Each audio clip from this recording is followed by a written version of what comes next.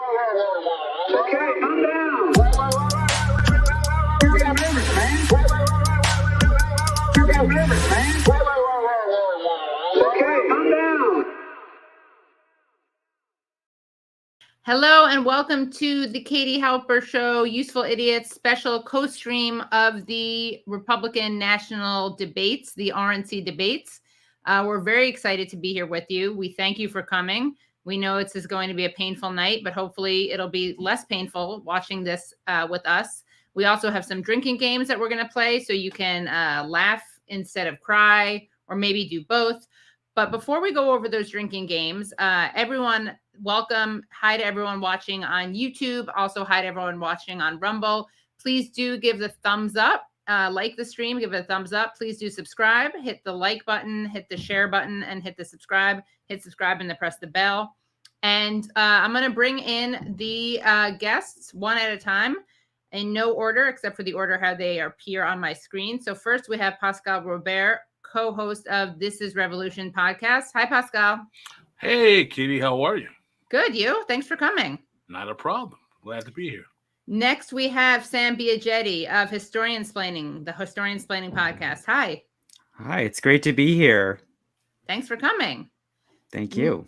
Next, we have Sabrina Salvati of the Sabby Sab Show. Hi, Sabby. Hi, Katie. Thanks for having me on. Of course. Thanks for coming. And now we are going to bring onto the stage Bryce Greene from Fairness and Accuracy in Reporting. Fair.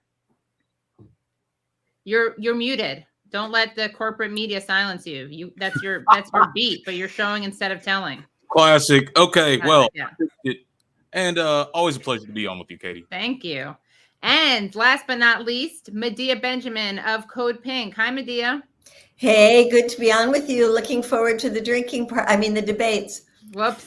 Yeah, I think you said the quiet part out loud, which we all are. So really excited. We're going to share with you the drinking rules. So Brad, if you could please display the drinking rules for tonight's RNC watch. Okay, so take a shot every time. And look, to be safe, I have a bottle. I put an interesting cocktail in here. I want it to be safe. It's not glass, it's plastic. I figure I won't spill. I won't knock it over. So this is what I'm drinking from, but everyone can drink from wherever they want to drink from. But here are the rules. Ready? Take a shot every time they make it clear the war in Ukraine is a proxy war with Russia. Take 2 shots when they say it's a proxy war with China. Drink every other time a candidate other than Chris Christie bends over backwards to not criticize Trump. Drink every time Chris Christie criticizes Trump. Take a shot every time Chris Christie mentions Bon Jovi or Bruce Springsteen. Drink every other time you forget who Asa Hutchinson is. Drink every third time you forget who Doug Burgum is. Make a Cosmo if Nikki Haley makes a girl boss statement. Take a sip whenever she makes another one. Drink a bissel of Manischewitz whenever someone refers to cultural Marxism or praises Israel. Take a sip of vodka when they describe Biden-Harris as radical leftists or accuse them of being something that leftists wish they were. And whenever someone mentions inflation, drink nothing because you can't afford it.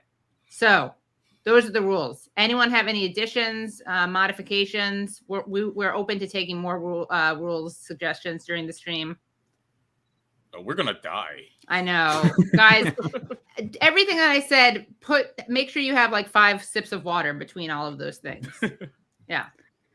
And I wanted to know if you guys had any predictions about what's going to happen tonight, or any things that you're going to be looking forward to or dreading, any things we should be paying attention to.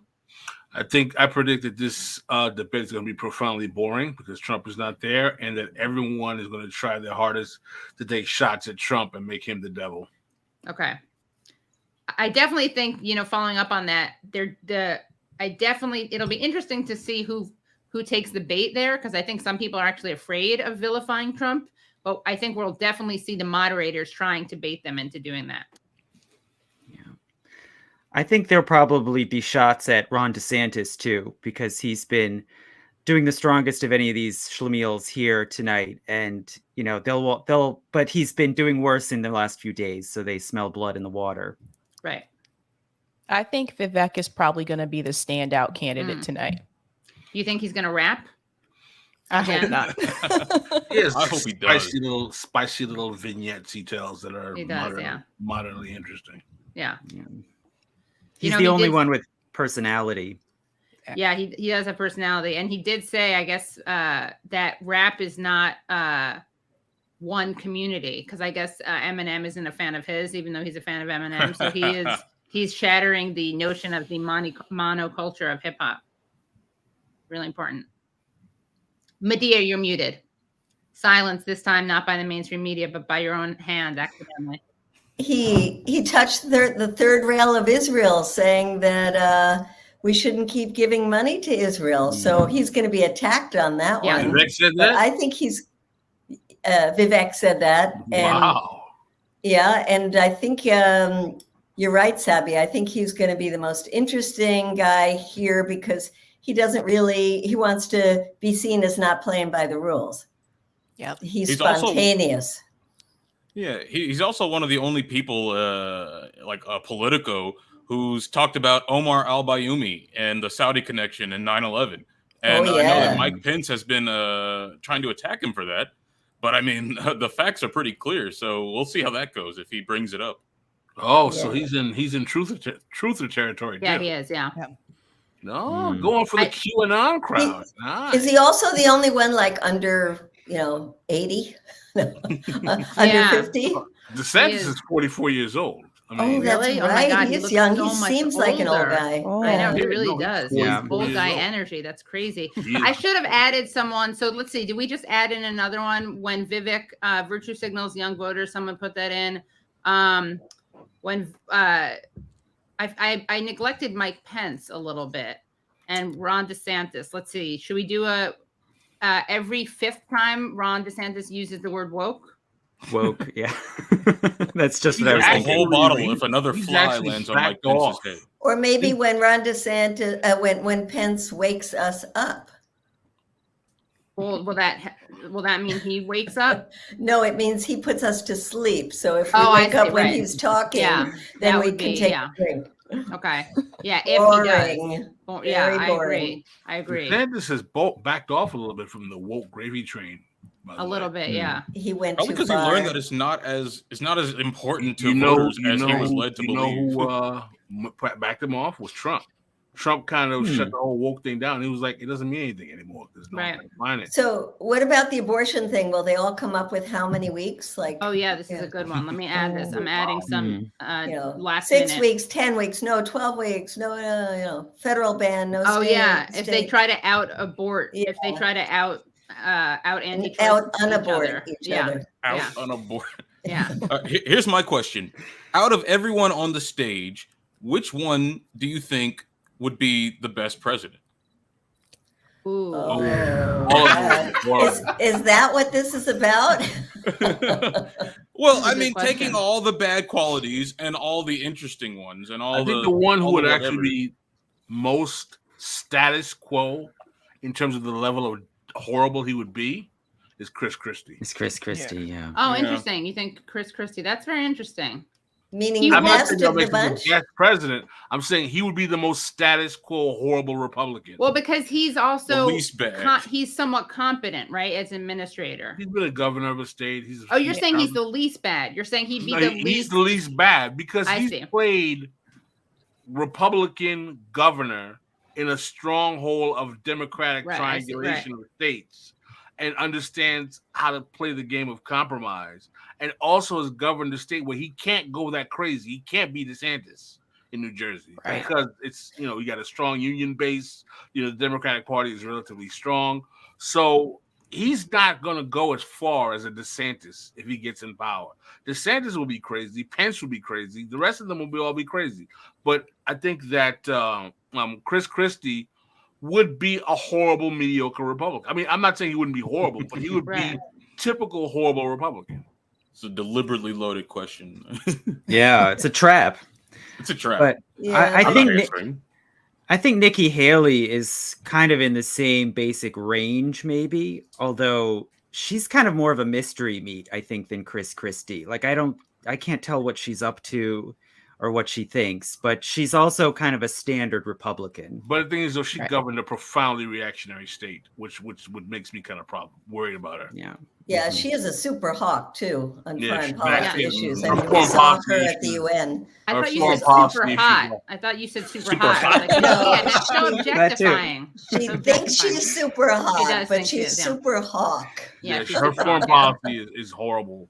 When Yeah, she- That's Yeah, really you awful. can't get like. I mean, she even outdoes Biden maybe with the pro-Israel. Yeah, I think so. Yeah. Yeah. Yeah. What is Vivek's like domestic agenda? I have not been paying attention much to the Republican race, mostly because I feel like it's Trump's game and these guys are all like clown shows. But what does he actually believe? Like, The He biggest wants thing to.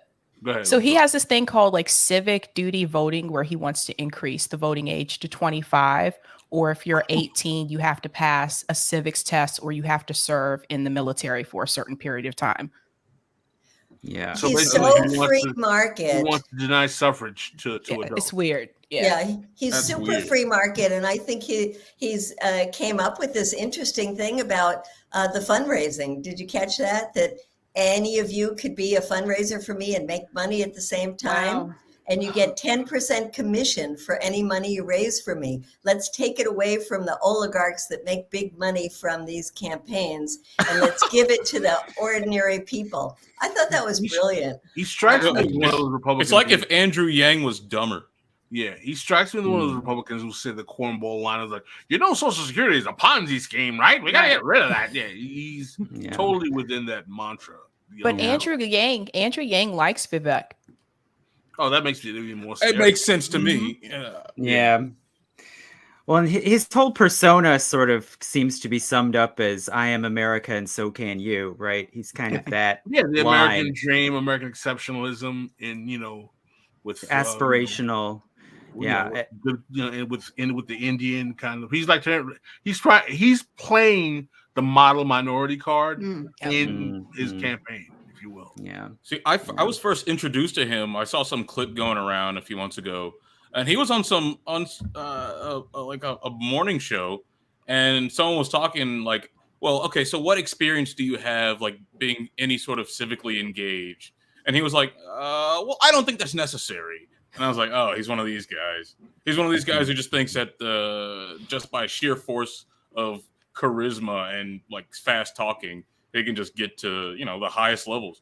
And it's going to work to some extent, which is really an indictment of everyone. No, the one thing that I learned from the 2016 election is that do not sleep on the importance of the Republican primary. That is one thing I learned because I was not paying attention to the Republican primaries in 2016, and I had a friend who was watching very closely. I mean, extremely early on, he was like, Trump is going to be the nominee. And I was like, what are you talking about? Are you out of your mind? He was like, no, I'm telling you, Trump is going to be the nominee. Keith Ellison said that too, and he got laughed at. Yeah. And he was watching the Republican nomination process very closely. And from that point on, I was like, you cannot sleep on watching the Republican nomination because, first of all, let's be transparent. The Republican nomination process is more democratic than the Democrats because they don't have the super delegate. They don't have the super delegate system. Well, also look at how the Republican candidates are getting all this airtime when they poll much lower than Bobby Kennedy or Marianne Williamson, and they're not even pretending to have these people on. They have on Dean Phillips, who isn't even running, but thinks someone else should run against Biden. This centrist, corporate, milquetoast, moderate Democrat. They have him on, but not the people actually running for office. Well, guess what? Cornel West was on Meet the Press last night. Yep. Nice. Yeah, Oh wow. Yep. I think that Cornel West, they think is like, he's more of a known entity in some ways, although Kennedy is obviously, but Cornel West has been able to penetrate the media in ways that Williamson and Kennedy haven't been able to. Well, the Republicans and Fox News, love to have Cornel because they want him to get enough points to push the election for whoever it is. That guy Trump, or who is that guy that's not going to be in the debates tonight? Oh, Doug Burgum. No, I mean Trump. And Trump, how Trump is so sneaky that he's releasing his a pre-recorded interview know. with Tucker Carlson at the same time. He's so good at this. He really so is very good at sneaky. media. Yeah. But how come there's all this criticism of Trump for not participating in the debates? And where's the criticism of Biden for Right. not doing the debates? That's Trump right. literally Really good question. stated, I'm ahead of the polls.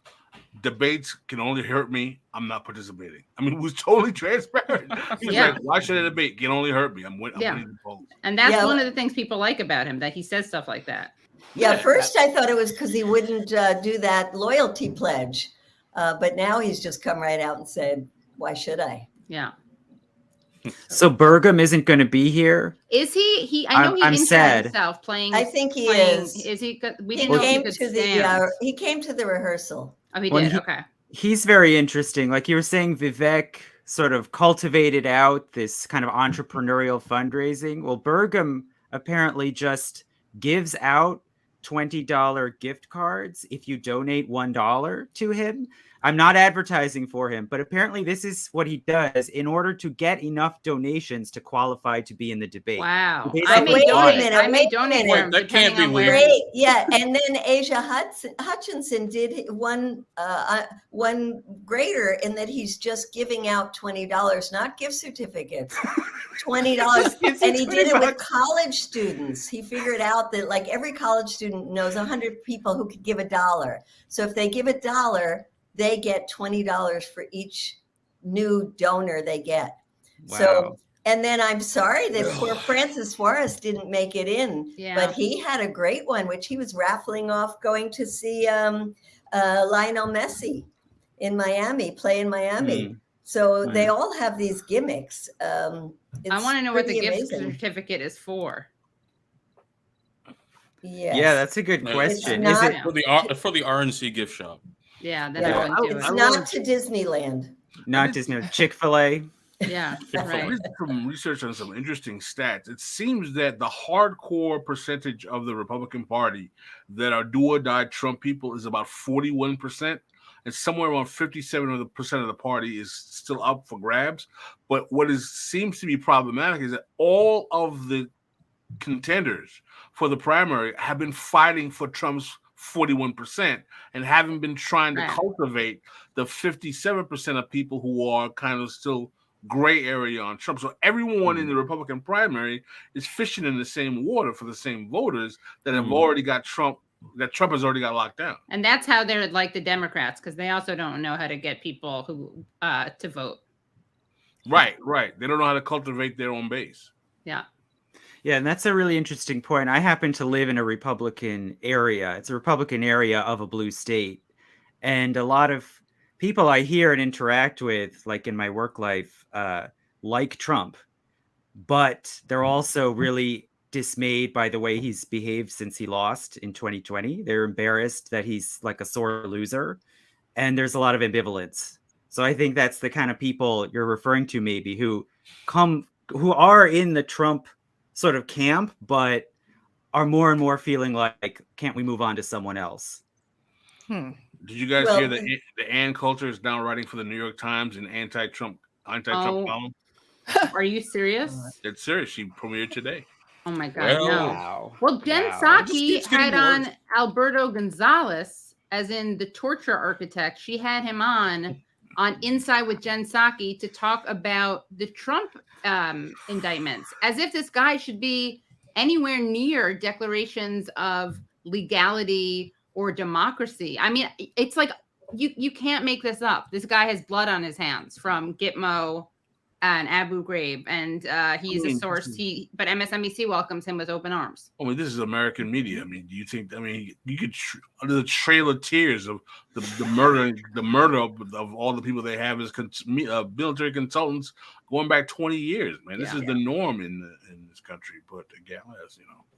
So speaking of prosecution, I think it's interesting that Asia Hutchinson says that Trump should be prosecuted, that he violated the law.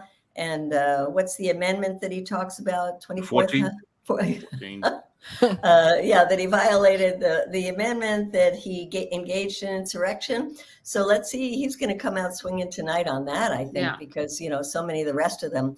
And, when you say that there aren't candidates that are going after the Trump supporters. Well, isn't that Ron DeSantis? Isn't that his whole thing? And he's done such a bad job at that. No, but I think Pascal was saying that they are going after the Trump people. They're not going after the non-Trumpies.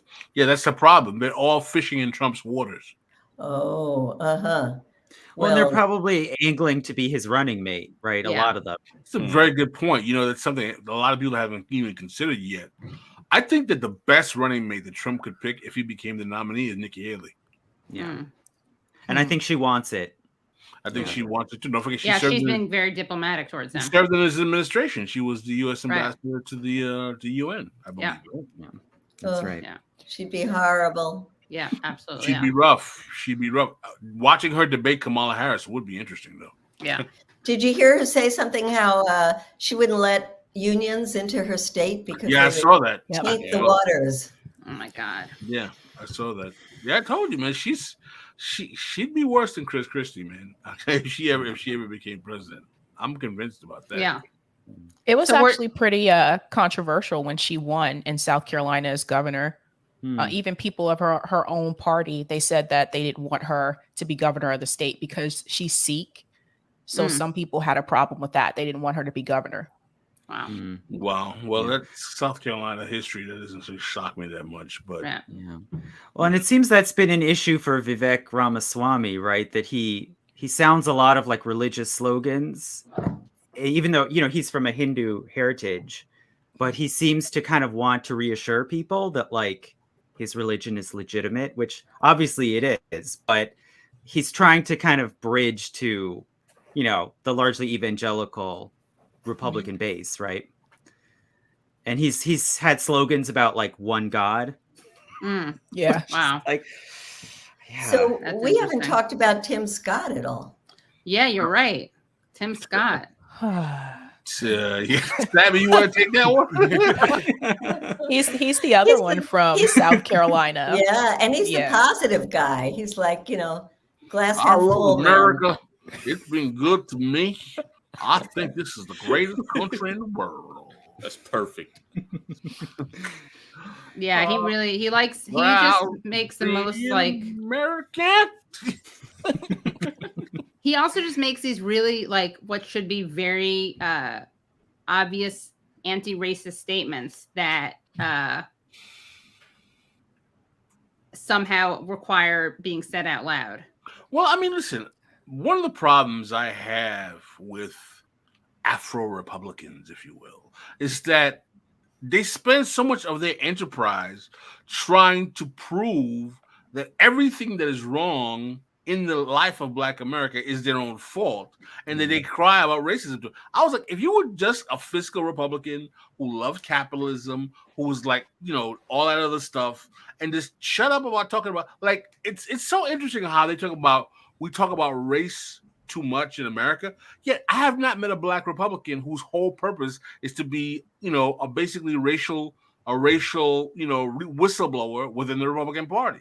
From Thomas Sowell to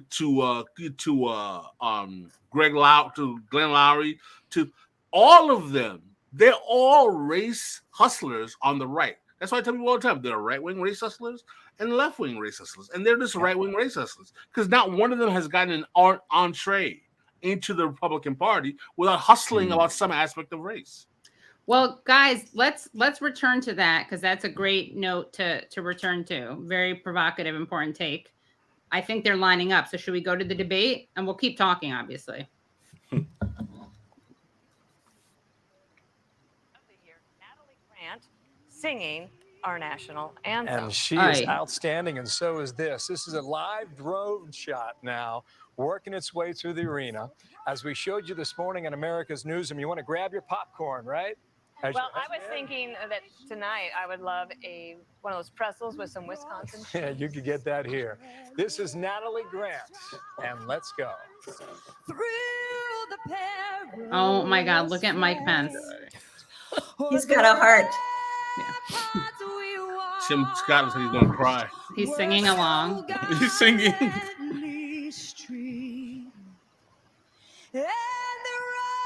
Oh, she's also lip syncing. Yeah. He also looks like he has skin lightener on.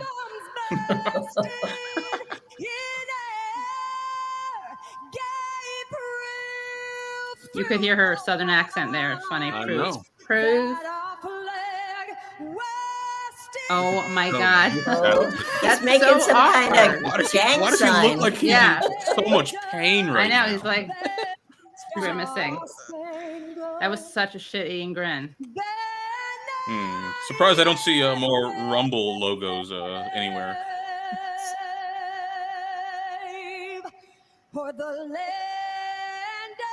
She looks kind of like Olivia, the late Olivia Newton-John. Don't make fun of her dress, Katie. I won't.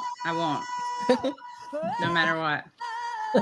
Looks like some, was that leaves or Looks butterflies? like someone landed on her? glued pasta under her collar. Yeah, it does. Yeah. Looks like she's ready to go back to Kansas. Yeah. I would say there's a very kind of Wizard of Oz feel about that. Yeah. I'll miss you most of all, Doug Burgum. She did a good job on the anthem, though. The stage, Martha and Brett are going to start. What's up with this weird camera work? Yeah. Because you're right. I mean, she almost makes you nauseating. feel like play ball, right, Harold? I mean, let's go. Let's go inside Fiserv Arena. The people here in Milwaukee have been fantastic, and they are giving us their best tonight. 4,000 strong inside, and you're about to see the first event of the political season. Where we end up in November of 2024 is anyone's guess, but tonight this is is drone the first footage. step in that Really direction. working hard for this Enjoy single America. take. We'll see you Yeah, tomorrow seriously. morning. Brett and Martha, take it from here. Good night. So is Doug not there? So it's eight contestants. No, I think we saw Doug. Didn't we see Doug? Well, he looked like Asia Hutchinson, so I don't know. Oh, no, he has gray hair. Asa has white hair. Oh, it was a drone. Okay. Yeah, it was a drone. Yeah. I was wondering, was like, So we I think have it's wire or something? it's Asa Hutchinson, not Asia. Although I appreciate the added diversity which they could use, but I think it's just ASA. Oh, look at this. This is like. This is painful. A state known for its beer and cheese, gridiron and grit, and also its razor-thin elections. In 2016, Republicans narrowly flipped the Badger State red for the first time since Ronald Reagan. But it was back to blue by 2020. That election came during an unprecedented year. The country was rife with tension. In the suburbs of Milwaukee, the division seemed deeper than ever. But that was just the beginning. 2 years later, the U.S. Supreme Court struck down Roe versus Wade, leaving the legality of abortion up to the states. In Wisconsin, that meant a nearly total ban. The power of that issue drove Democrats to the polls this year. Now, that new thin liberal majority on the court could have that abortion issue before it again, just as the race for the White House accelerates.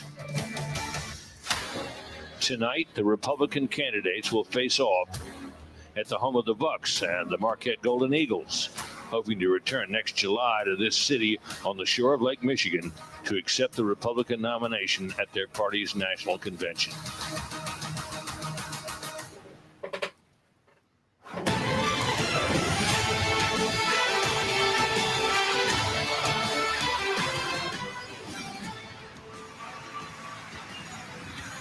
Tonight, the race for the White House takes flight. Welcome to the first debate of the 2024 presidential campaign, live at Fiserv Forum in Milwaukee. 8 Republican candidates have qualified and have chosen to be here on our debate stage tonight. They are here to lay out their vision for America, the battle as they battle for the GOP nomination. Good evening, everybody. I'm Martha McCallum. And I'm Brett Baer. This is the very same stage on which the Republican choice for president will accept the party's nomination next summer. The 8 contenders are positioned by the order they sit in the polls, with the highest polling candidates in the middle standing center stage. Weird. Florida Governor Ron DeSantis. Next, entrepreneur Vivek Ramaswamy. Former Vice President Mike shit-eating Pence. grin. Former South Carolina Governor Nikki Haley. Former New Jersey Governor Chris Christie. South Carolina Senator Tim Scott.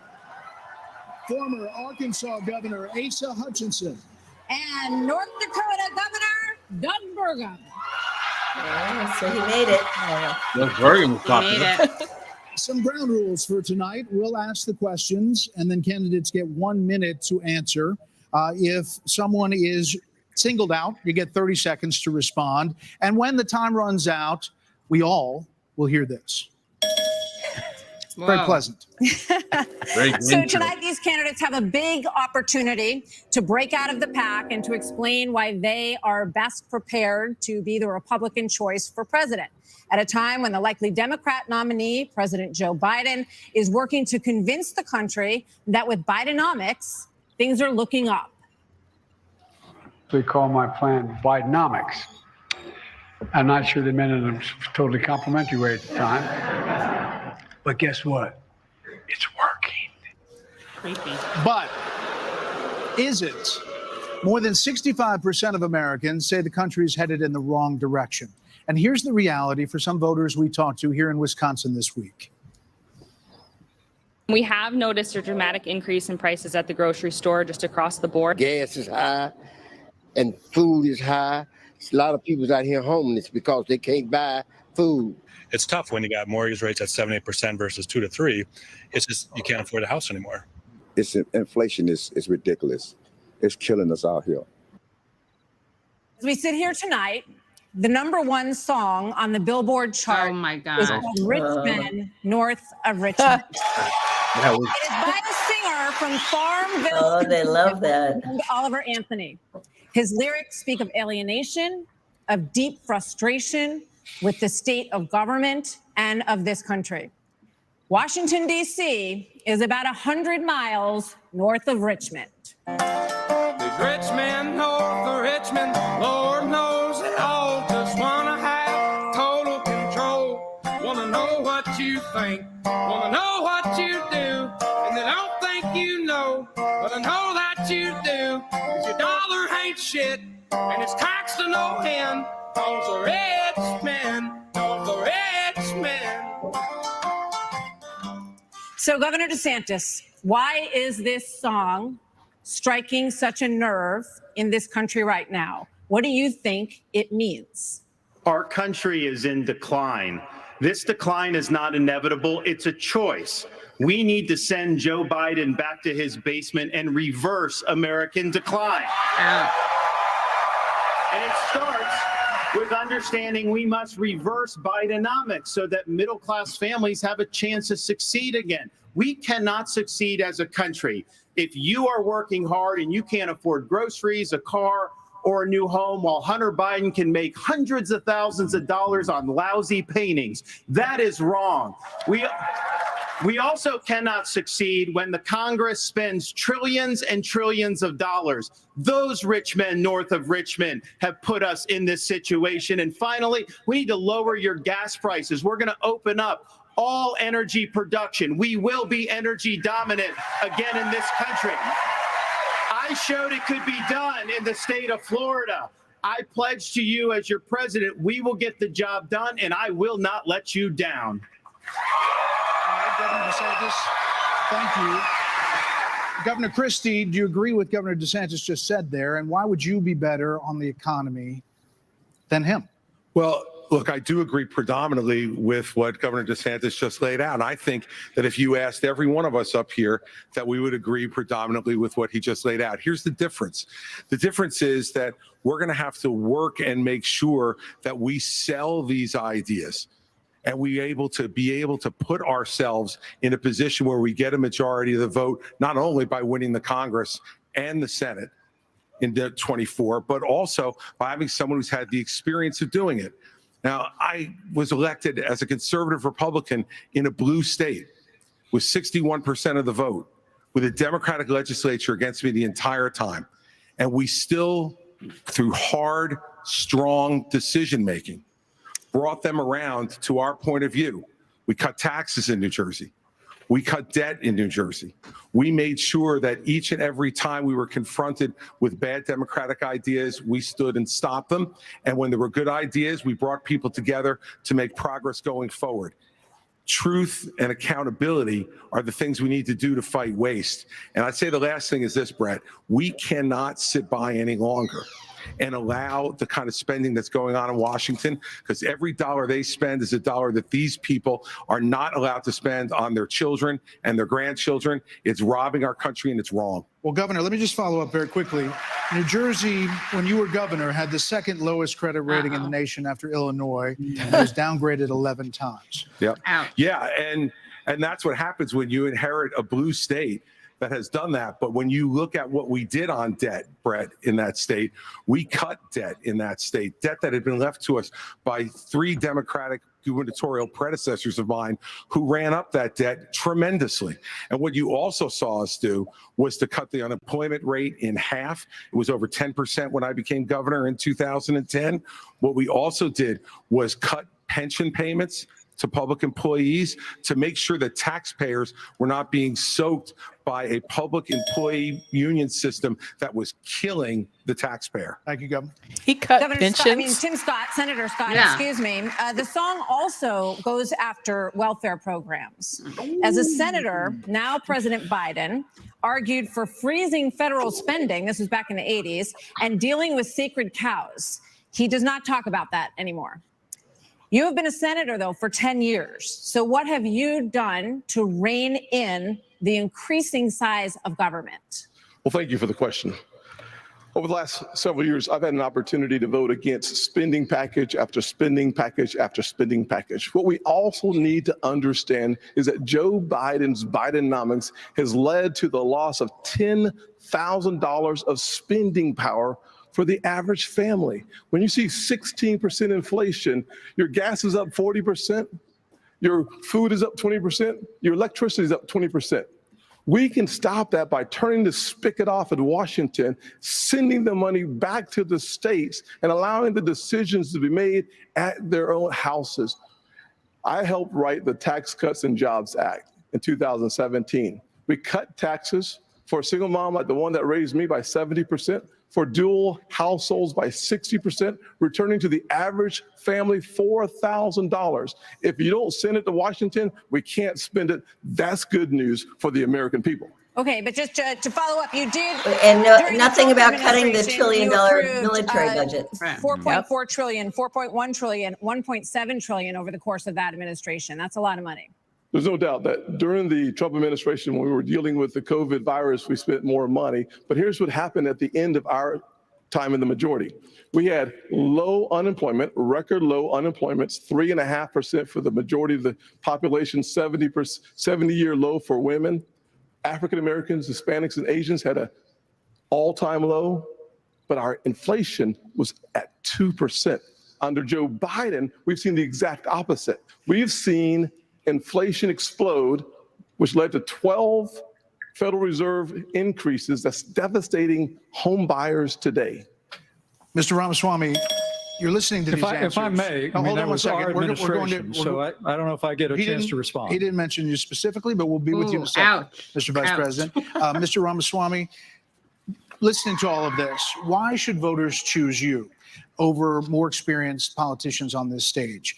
You're basically, a blank slate for people. You're 38 years old. You've said that you only voted in 2 presidential elections before this moment, this political race. So first, let me just address a question that is on everybody's mind at home tonight. Who the heck is this skinny guy with a funny last name, and what the heck is he doing in the middle of this debate stage? I'll tell you, I'm not a politician, Brett. You're right about that. I'm an entrepreneur. My parents came to this country with no money 40 years ago. I have gone on to found multi-billion-dollar companies. I should have had that. I did it while marrying my wife, Apurva, raising our 2 sons, following our faith in God. That is the American dream. And I am genuinely worried that that American dream will not exist for our 2 sons and their generation unless we do something about it. And I do think, Brett, it's going to take an outsider, because for a long time, we have professional politicians in the Republican Party who have been running from something. Now is our moment to start running to something, to our vision of what it means to be an American today. If you have a broken car, you don't turn over the keys to the people who broke it again. You hand it over to a new generation to actually fix the problem. That's why I'm in this race, and we're just getting warmed up. All right, to you, Governor Haley. So Didn't why say are you anything. better positioned to turn around this economy that we've heard all of these voters talking about tonight than Mr. Ramaswamy, who is a successful entrepreneur nationally right now? He's beating you in the polls. Well, I don't care about polls. What I care about the fact is that no one is telling the American people the truth. The truth is that Biden didn't do this to us. Our Republicans did this to us too. When they passed that $2.2 trillion COVID stimulus bill, they left us with 90 million people on Medicaid, 42 million people on food stamps. No one has told you how to fix it. I'll tell you how to fix it. They need to stop the spending. They need to stop the borrowing. They need to eliminate the earmarks that the Republicans brought back in. And they need to make sure they understand these are taxpayer dollars. It's not their dollars. And while they're all saying this, you have Ron DeSantis, you've got Tim Scott, you've got Mike Pence. They all voted to raise the debt. And Donald Trump added $8 trillion to our debt. And our kids are never going to forgive us for this. And so at the end of the day, you look at the 2024 budget, Republicans asked for $7.4 billion in earmarks. Democrats asked for $2.8 billion. So you tell me who are the big spenders. I think it's time for an accountant in the White House. Vice President. Wow. Oh my But God. nothing again on the Pentagon. No, she's terrible, but that was very well done. Really well done. 54% of voters say the Terrible, but cost well of done. groceries is a, quote, major problem for them. Right. You blamed the Biden administration spending for that increase. But as vice president, your administration spent more than any prior, $7.8 trillion added to the national debt, $3.5 trillion of that before COVID. So does that mean that you're part of the spending problem? Well, first off, thanks for the question. Thanks for letting me respond to a reference to our administration's record. I'm incredibly proud of the record of the Trump-Pence administration. I mean, in 4 short years, we rebuilt our military. We revived our economy. We unleashed American energy. And we appointed 3 conservatives to the Supreme Court that gave the American people a new beginning for the right to life. Now, Martha, you asked earlier who's the most best prepared for this job. And I must tell you, with all due respect to all of my friends on the stage, and even to one that's probably looking on. My friends. I think unquestionably I am the best prepared, the most tested, the most qualified and proven conservative in this race. I was a leader in the Congress of the United States. I led Indiana where we balanced budgets and had a AAA bond rating when I was governor. And as vice president of the United States, we spent funding to backfill on the military cuts of the Obama administration. And then we were there in the worst pandemic in 100 years. All that being said, I was the first person in this race to say that we've got to deal with the long-term national debt issues. You got people on this stage that won't even talk about issues like Social Security and Medicare. I mean, Vivek, you recently said a president can't do everything. Well, I got news for you, Vivek. I've been in the hallway. I've been in the West Wing. A president of the United States has to confront every crisis facing America. I will put our nation back on the path to growth and prosperity and restore fiscal responsibility, just as I did in Congress and as governor, Mr. Vice President. and when I was vice president.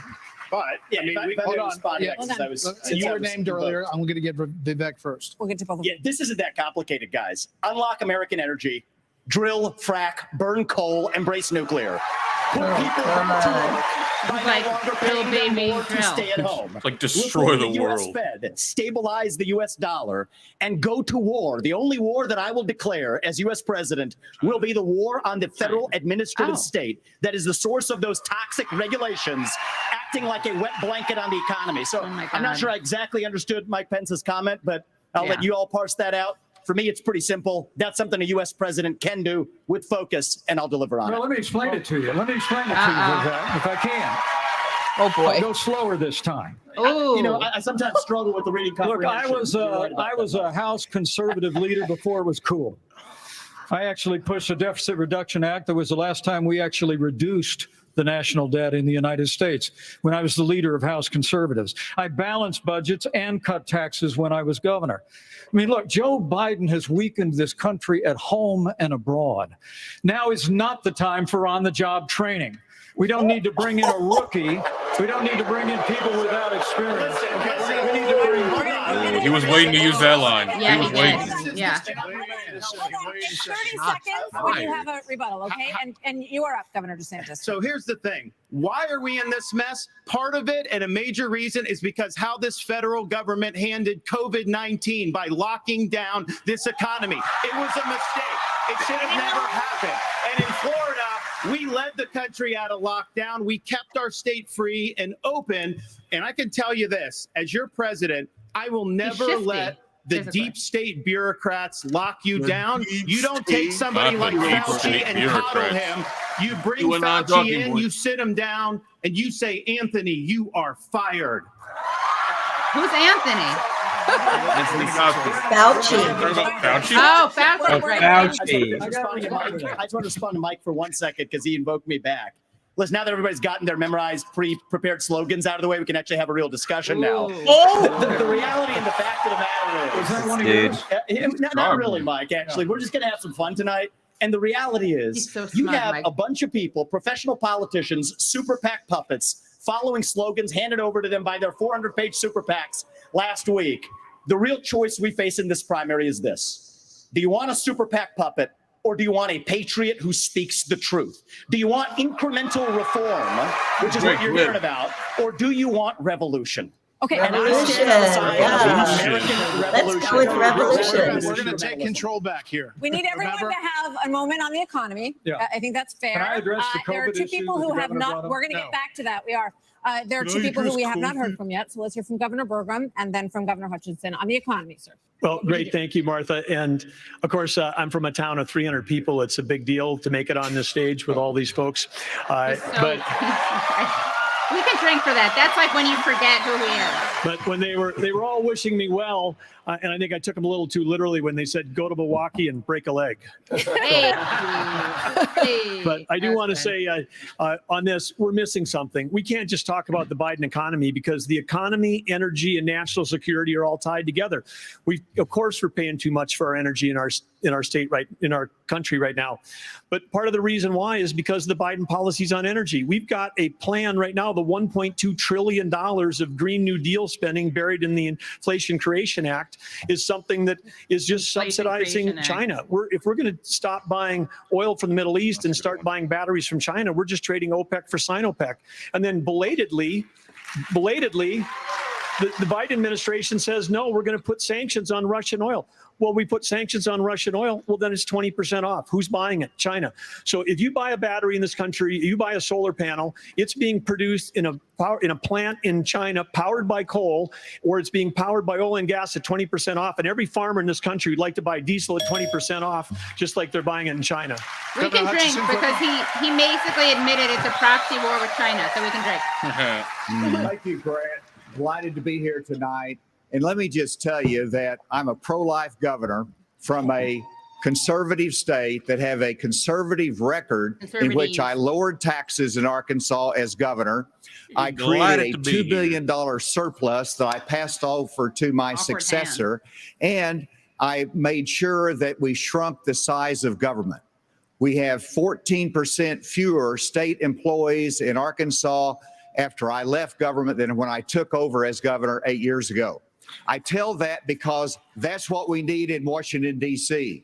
We need somebody who can actually constrain the growth of the federal government, that can actually reduce the size, and I've pledged to reduce by 10% our federal non-defense workforce. That's a specific pledge to make that attacks the administrative state. And let me... They all love the military. Wow, what happened? No, Asa. Lisa. Uh-oh. We need you. Asa, don't silence Asa. Man, I'll tell you one thing. I was wrong about one thing. This ain't boring. Yeah. I know. Yeah. Well, and it's all about the deficit, but do the American people really care about about it? I'm surprised that they're to be the president of the United States that can lead with positive solutions and be held accountable. Thank you. We have a lot of topics to get to, and I promise we're going to get to everyone if I'm we sure play what he within said was the rules. Okay, next topic. More than 1,000 people are still unaccounted for in Maui after the deadliest U.S. wildfire in more than a century. Hawaii's governor and White House officials said that climate change amplified the cost of human error. Oh, God. This is gonna And a tropical storm hit California for the first time in 84 years. The ocean hit 101 degrees off the coast of Florida. And in the last month, the heat wave in the Southwest broke records nearly 50 years old. So Alexander Diaz from Young America's Foundation has a question for you all. Polls consistently show that young people's #1 issue is climate change. How will you, as both President of the United States and leader of the Republican Party, calm their fears that the Republican Party doesn't care about climate change? So we want to start on this with a show of Tell that hands. kid to shut Do up. you believe in Jill, human baby, Jill. behavior is causing climate change? Raise your hand Oh, if this you is gonna do. be Look, we're not school children. Let's have the Asa debate. raised his I mean, hand. I'm happy to take it to start. Alexander? So do you want to raise your hand or not?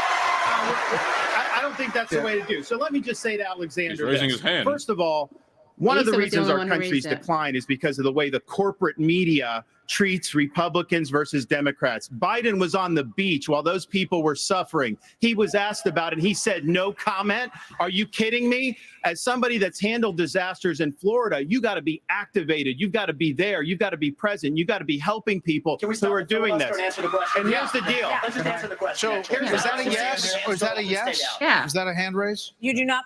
I think it was a hand raise for him, and it's my hands are in my pockets. No, because no, the I climate didn't change raise- agenda I is didn't raise a hoax. Let us be honest as Republicans. I'm the only person on the stage who isn't bought and paid for, so I can say this. The climate change agenda is a That's hoax. just ridiculous. The climate change agenda is a hoax. You look And we there. have to declare independence for it. And the reality is, the anti-carbon agenda is the wet blanket on our economy. He And loves so the the wet reality blanket is metaphor. more people are dying of bad climate change policies than they are of actual climate Governor change. Haley, are you bought The and death paid rate is for? down by Hold on, hold on. It's funny. They're going to fact check him for Listen, this, listen. and he's going to pull up some wait, weird hold on, stats. hold on. I can guarantee you. I've had enough already tonight of a guy who sounds like ChatGPT standing up here. Which one? Which one? The last person in one of these debates, Brett, who stood in the middle of the stage and said, "What's a skinny guy with an odd last name doing up here?" was Barack Obama, and I'm afraid we're dealing with the same type of amateur standing on stage But tonight. he won twice. He won twice. Just like you did to Wow. and you'll help elect me just like you did to Obama too. Give me that Also same kind of type racist. Hold on, hold on. Yeah. Governor Haley, would you like to respond? Are you So, bought Brett, and paid what I for? would like to say Well, I is the think- fact that I well. think this is exactly why Margaret Thatcher said, if you want something said, ask a man. If you want something done, Drink. ask a woman. Drink, remember? Uh-oh. Drink, guys. This is it. Go, boss.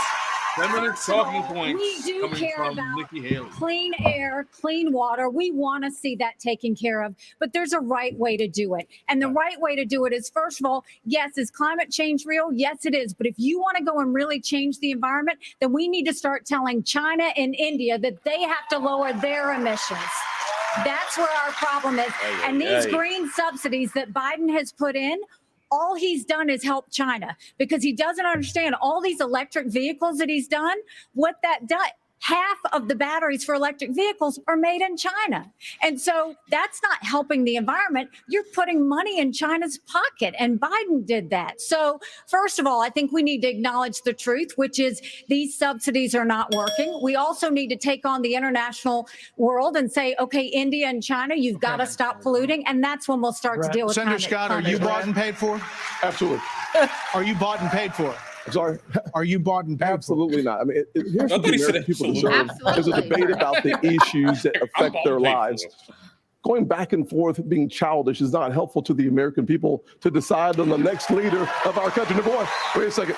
And number two, as a kid who grew up in a single parent household mired in poverty, I wondered, was the second time American he said dream that. real for kids who are devastated by poverty, devastated by the challenges of life? I came to the conclusion that America can do for anyone what she's done for me if we focus on restoring hope, creating opportunities, and protecting America. If we want the environment to be better, and we all do, the best thing to do is to bring our jobs home from China. If we create 10 million new jobs in my Made in America plan, we will have a better economy and a better environment. Let me tell you why I say that, Brett. America, Do it quickly. America has cut. I'm a Southern boy. I talk slow. So America that was quick. America has cut our carbon footprint in half in the last 25 years. The places where they are continuing to increase, Africa, 950 million people. India, over 1 billion. China, over 1 billion. Why would we put ourselves at a disadvantage, devastating our own economy? Let's bring our jobs home. We have a lot of different topics to get to. Yeah, we do. We thank you all. Thank you, Senator Scott. So coming up next, the candidates will weigh in on what could be a defining issue in the 2024 campaign. The first Republican debate continues moments away. Nothing about the military. Yeah, nothing about Nothing. They all love the military. They all Cut love the it. budget, but don't touch the military. Foreign How we talk Who about was I it who said appreciate that they'll that cut they non-defense? did a good round on political economy.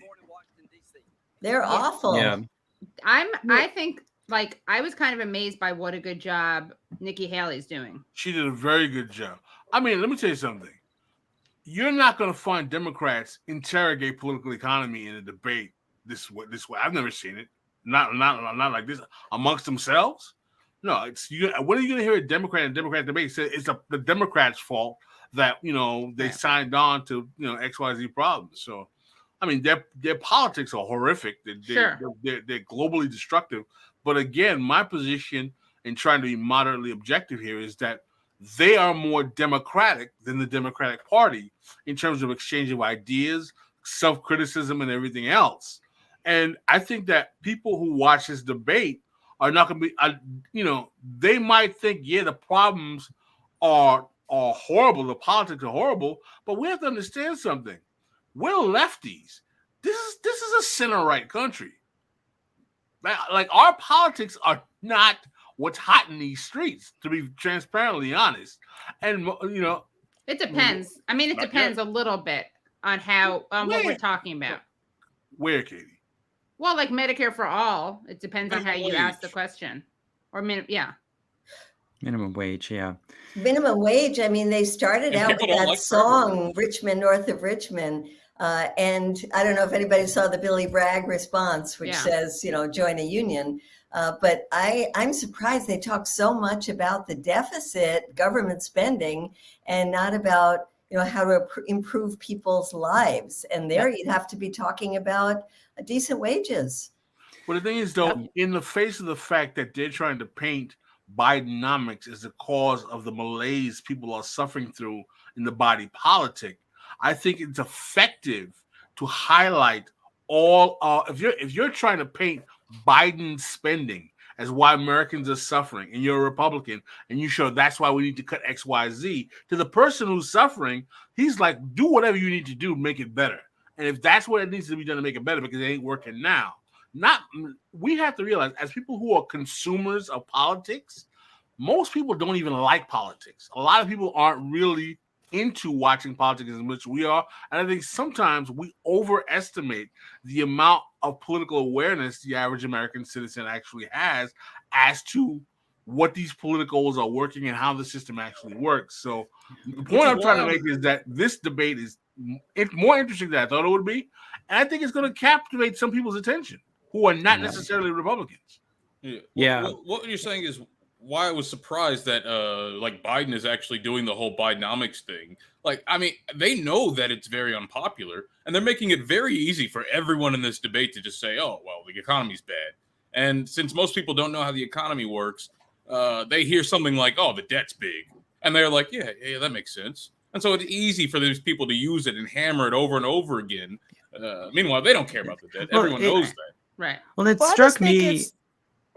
It's just struck me that in this very early stage, it may be that these guys are not so much aiming at the broad mass of voters as much as donors, that they're trying to hit like the Republican kind of donor base, the people who are really in and following and who are wealthy, right? And they want to hear about deficit, debt, at some point they'll probably talk about capital gains, things like that. They're not really talking to the people who are suffering, right? That's what it sounds like to me. Sabby, Yeah, what but were you saying? Yeah, Sabby. I think it's really interesting that Vivek continues to say that his parents came here with no money, but he leaves out that his parents came here with degrees. Like his dad was an engineer, his mom was a doctor. Like it's not like he, grew up like working class, but he leaves that out. But he continues to say that in almost every engagement I see him have. And not only that, Vivek always likes to lecture Black Americans on what they're not taking advantage of. That's one of his very favorite hobbies. And even in red states, there are more swing state referendums that are coming up as we head into the elections as well on this. So, Governor Haley, what do you say to your party and to your state, which today confirmed a 6-week abortion law as well, especially the impact on women suburban voters across this country? Thank you, Martha. I am unapologetically pro-life, not because the Republican Party tells me to be, but because my husband was adopted and I had trouble having both of my children. So I'm surrounded by blessings. Having said that, we need to stop demonizing this issue. This is talking about the fact that unelected justices didn't need to decide something this personal because it's personal for every woman and man. Now it's been put in the hands of the people. That's great. When it comes to a federal ban, let's be honest with the American people and say it will take 60 Senate votes. It will take a majority of the House. So in order to do that, let's find consensus. Can't we all agree that we should ban late-term abortions? Can't we all agree that we should encourage adoptions? Can't we all agree that doctors and nurses who don't believe in abortion shouldn't have to perform them? Can't we all agree that contraception should be available?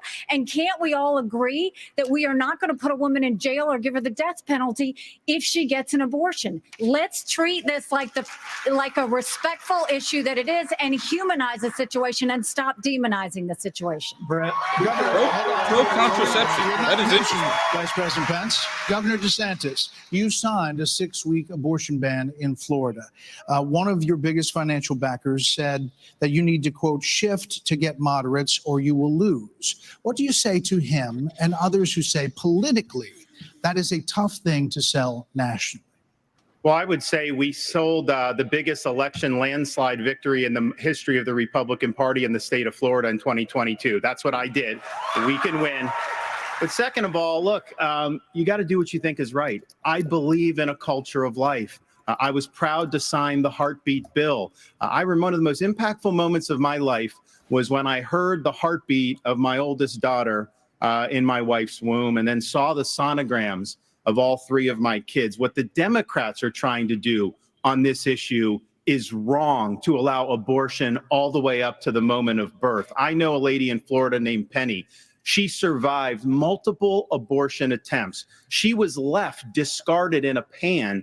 Fortunately, her grandmother saved her and brought her to a different hospital. We're better than what the Democrats are selling. We are not going to allow abortion all the way up till birth, and we will hold them accountable for their extremism. But just to be clear, Governor, would you sign a 6-week ban federally?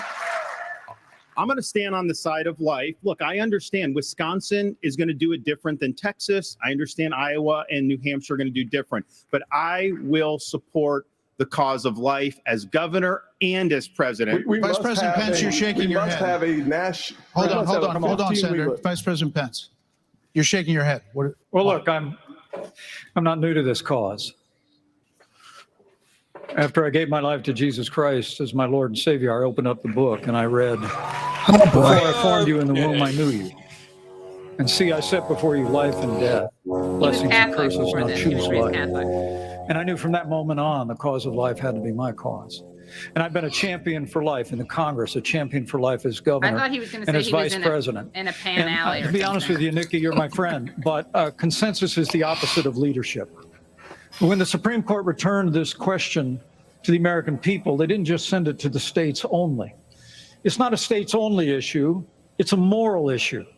And I promise you, as President of the United States, the American people will have a champion for life in the Oval Office. Can't we have a minimum standard in every state in the nation that says when a baby is capable of feeling pain, an abortion cannot be allowed.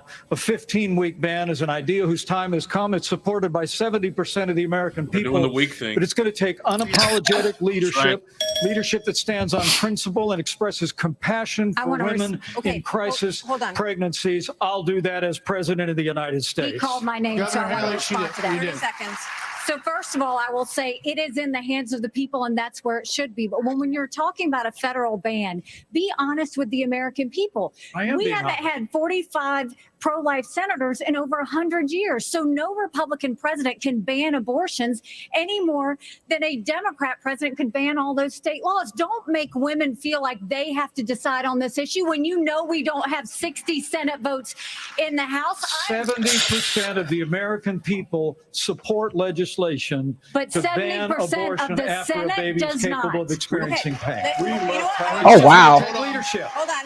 70% of the Senate does not. You have to be It's honest funny with when the they talk American about people. reality. All right, let's get Governor Bergman for one minute here. But the Supreme Court did overturn Roe v. Wade, and the result of that decision was that it went back to the states.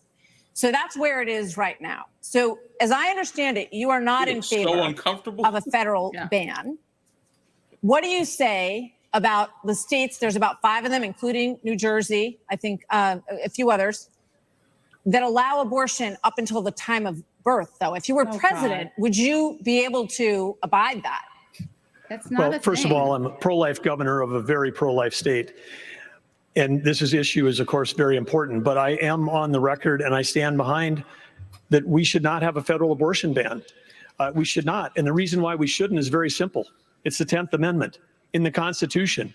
In the Constitution, which the states created the federal government, not the other way around, it says that there were certain duties allowed to the federal government delegated to them by the states. The rest are left to the states, comma, or importantly, or to the people. We need to get back to freedom and liberty for the people in this country. And we can't have Republicans who fight for 50 years for this great cause and to return it back to the states. And then the next day they turn around and go, no, the feds should do that, because the feds are stepping into people's lives. They're stepping into people's businesses over and over. If we say that the feds should be in on this one, where do we stop? I say that we follow the Constitution, and this is returned to the states. This is where it should be. But Governor Bergman, you signed a 6-week ban. Time out. You signed a 6-week ban. Governor Bergman, you signed a 6-week ban. So you're saying federally, it's all going to go to the states. Yes, and what is going to work in New York will never work in North Dakota, and vice versa. That's Governor why 50 Asa states. Hutchinson, That's why right here. 50 states. This is too important of an issue that I have to address. First of all, the Supreme Court gave it back to the elected representatives, whether it's the states or whether it's the United States Congress. That's so there is authority. And that's why President Biden is pushing for a Democrat proposal, which is, in essence, abortion on demand through the term. So they have their extreme position at a national level. It's most likely going to be addressed in the states, but it's certainly fine for it to be addressed at the national level as well. Arkansas has the record of being the most pro-life state in the nation. I signed 30 pro-life pieces of legislation while I was governor. And every state can determine a different outcome here. And it is the most important issue for women and for the unborn child and for our country that we get this right. It's going to be a continued debate. Let's talk about it in terms of compassion, in terms of protecting the life, and also understanding how we have to enhance adoption services, how we have to enhance maternal care. Those things we've done in Arkansas and are important for our nation's future. There are a lot of issues that are very important. 2008. He doesn't seem like he Senator, I'll belongs let on you the stage. Thank you. weigh in. We cannot let states like California, New York, and Illinois have abortions on demand up until the day of birth. That is immoral. It is unethical. It is wrong. We must have a president of the United States who will advocate and fight for, at the minimum, a 15-week limit. I am 100% pro-life conservative. I have 100% pro-life record. I got to tell you, though, we must fight for life. Our Declaration of Independence says our Creator gave us inalienable rights that include life. That is a list. That is an issue we must solve. Like they met we can't abortion? leave it to Illinois. We can't leave it to Minnesota. We can't leave it to Illinois. We must solve that issue with a 15-week limit at a minimum. Great. I think Weak we're argument. all pro-life, but Thank what you. I would love is for someone to ask Biden and Kamala Harris, are they for 38 weeks? Are they for 39 weeks? Are they for 40 weeks? Because that's what the media needs to be asking. All right. Another issue is America and the They ask crime that all the crisis, time. the homelessness crisis. American cities are in decline. People are moving out as homelessness, drugs, crime move in. There are problems accelerated. They did accelerate during the pandemic and are still rising, actually. Murders in Los Angeles, New York, Chicago, all up 30% between 2019 and 2022. Homelessness is up 11%, the largest jump in recorded history. Vice President Pence, a lot of this began in the COVID era. How much of what we're seeing happening around this country is a result of those COVID lockdowns? And is your administration in part to blame for how we got here? Well, I think what's in part to blame is the Democrats been talking about defunding the police for the last 5 years. And we ought to be funding law enforcement, particularly in our major cities, at unprecedented levels. Right. I mean, it's extraordinary to think about the violence that's claiming innocent lives literally every week in every major city in this country. And yet Democrats and liberal prosecutors in major metropolitan areas continue to work out their fanciful agendas, to do bail reform and go easy. What we need is strong commitment to law enforcement. We need leadership in Washington, D.C. that'll marshal the resources of the states, marshal the resources of the American people. But let me also say it's about opportunity. I mean, a lot of people don't know that those Trump-Pence tax cuts that we got signed into law go away at the end of 2025 if we don't have a Republican president and a Republican House and a Republican Senate. When I'm president of the United States, we're actually going to cut taxes further. We're going to extend those tax cuts, and we're going to close the Federal Department of Education, block grant all that funding back to the states. With a growing economy and educational choice and law enforcement, we will bring our cities back. Governor Christie, another issue. This weekend here in Milwaukee, reports say there were 30 shootings, and a number of them including kids. Add that to the big increase in school shootings around the country. Democrats blame this crisis on easy access to guns. They also blame Republicans for blocking gun control legislation. What would President Christie do? You know, I'm proud of the fact, Brett, that I'm the only person along with Governor Hutchinson up on this stage who's actually running United States Attorney's Office. I ran the 5th largest office in America in a state where there is significant urban crime. And the problem is not going to be solved by more money. The problem is that these prosecutors in these localities in the states are refusing to do their job and to arrest violent criminals. So what a President Christie would do is appoint an attorney general who would instruct each of the 93 U.S. attorneys that they are to take over the prosecution of violent crime in every one of those cities that are failing to do so. We have plenty of room in the federal prisons to lock up these violent criminals and clean up what's going on all across this country in these individual cities. Secondly, what we need to make sure that each and every one of these criminals understand is that the laws apply to everybody. And when Hunter Biden fills out a fake application, a false application for a gun permit, and then is facing a 10-year mandatory minimum, which was mandated by legislation sponsored by his father. And then you have a Justice Department that walks away from those charges. We're telling people that the law doesn't apply to everybody. In a Christie administration, he would go to jail for 10 years. What about a President Ramaswamy? What does a President Ramaswamy do about guns? So the reality is we have a crime wave in this country and we know how to fix it. The question is, do we actually have the spine to do it? More cops in the streets who are on the streets able to do their jobs without looking over their shoulder for getting sued. And we also have a mental health epidemic in this country. Just over the same period that we have closed mental health institutions, we have seen a spike in violent crime. Do we have the spine to bring them back? I think we should. As president, I will. But it's not just drugging up people in those psychiatric institutions with Zoloft and Seroquel. It's a deeper issue. I think faith-based approaches can play a role here too. We're in the middle of a national identity crisis. And I say this as a member of my generation. The problem in our country right now, the reason we have that mental health epidemic, is that people are so hungry for purpose and meaning at a time when family, faith, patriotism, hard work have all disappeared. What we really need is a tonal reset from the top, saying that this is what it means to be an American. Yes, we will stand for the rule of law. Yes, we will close the southern border where criminals are coming in every day. And yes, we will back law enforcement because we remember who we really are. And that's also how we address that mental health epidemic in the next generation that is directly leading to violent crime across this country. They're not dealing with the poverty. Of course, yeah. We're not looking for a new national identity. The American people are the most faith-filled, freedom-loving, idealistic, hardworking people the world has ever known. We just need government as good as our people. Well, Mike, I think the difference is you might have, some others like you may have on the stage, it's Morning in America speech. It is not Morning in America. We live in a dark moment, and we have to confront the fact that we're in an internal sort of cold cultural civil You war. are And we have to equating the recognize American that in people order with to the actually failed win. government in Washington, D.C. We just need government as good as our people again. So let me just finish addressing that slogan because I don't know what that slogan means. We need to shut down the administrative state. And Mark, that's actually how we translate it. Crime has been on the rise in Florida, Governor DeSantis.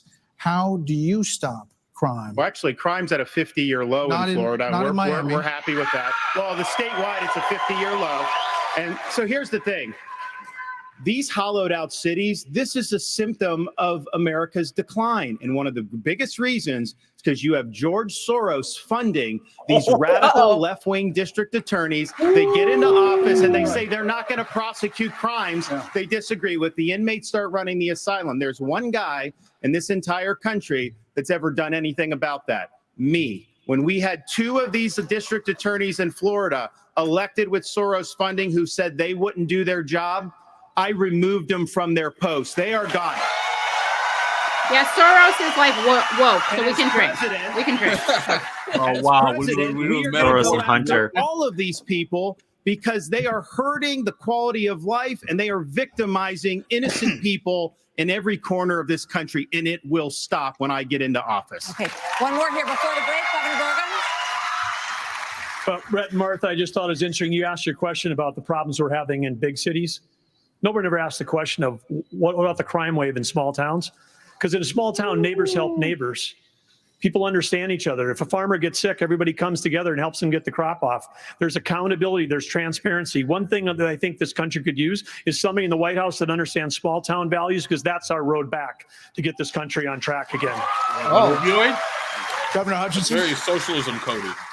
Yeah. Was former head of the DEA. I understand the drug crisis in America. That's what he did? And right now, whenever you look at the challenges in our inner city, there's three simple words that would be helpful. One, enforce the law when it comes to crime. Secondly, let's deal with the challenge of fentanyl. And it's both about stopping the fentanyl coming from Mexico, but it's also about education of our young people, making sure that we have the tools that are needed for addiction counseling. That's what we expanded in Arkansas as well. Whenever you look at the underlying challenge of America, though, no one likes to see an America with smash and grab in our inner cities. As President of the United States, that will stop. It starts at the top with the respect for our justice system that a former president who's under indictment has undermined by attacking judges, by attacking prosecutors, by attacking the system and saying he's aggrieved. And so we have to have respect for our justice system and the rule of law, and it starts at the top with the President of the United States. Brett, thank you. Hold on. Take a break. Brett. So speaking of that, right now you are looking live at Fulton County Jail, where former President Donald Trump will be processed tomorrow. So next, the candidates will have an opportunity to talk about the coming trials of Donald Trump. Oh boy. Oh boy. Lots of drinking coming up. It's like they don't understand that like more cops doesn't fix the poverty issue. They're not trying to fix the poverty. Yeah. They don't care. Yeah. They're going to throw all the people in jail because they think they're all dark folk. That's all it is. I was surprised that they didn't say that they would solve the homeless problem by like rounding them up and putting them in camps or something. Yeah. Yeah. Well, I think that's what they think. Yeah. That's what Trump said. Yeah. Vivek, I mean, I was shocked he didn't come out. I was like, well, all we got to do is put all the black people in jail and the crime problem go away. It's that simple. I mean, I don't know what's so hard about this. I was shocked he didn't come out with that one because, he's been so, race friendly and all that. What was the thing that you guys said was unconstitutional, by the way? The federal government stepping in. AGs from the federal attorney generals take over the local prosecutors. Yeah, right. Yeah, enforcing state and local laws. That's not the federal government's role. That's, obviously they're that he's an expert in law is saying that. Yeah. Yeah. It's interesting. Go ahead, Sabby. Okay. I have to admit, DeSantis is doing better than I thought he would. He is. I think it's interesting to me, though, is that no one's going really hard at DeSantis. There's a certain kind of feeling like they're almost kind of like, let's take hands off Ron and let him kind of run with the ball. Yep. I can't get over how well. Oh, sorry, Bryce. Oh no, I was just gonna say that reminds me of it was like a debate like years ago. It might have been 2012 or 2016 when all the Republican challengers were like, "How dare you try and you moderators try and divide us? Like we're here together. We're standing when was that? You remember that? Yeah, I can't remember which party it was though. I don't even remember which party it was. It was Republican because I remember Chris Christie up there.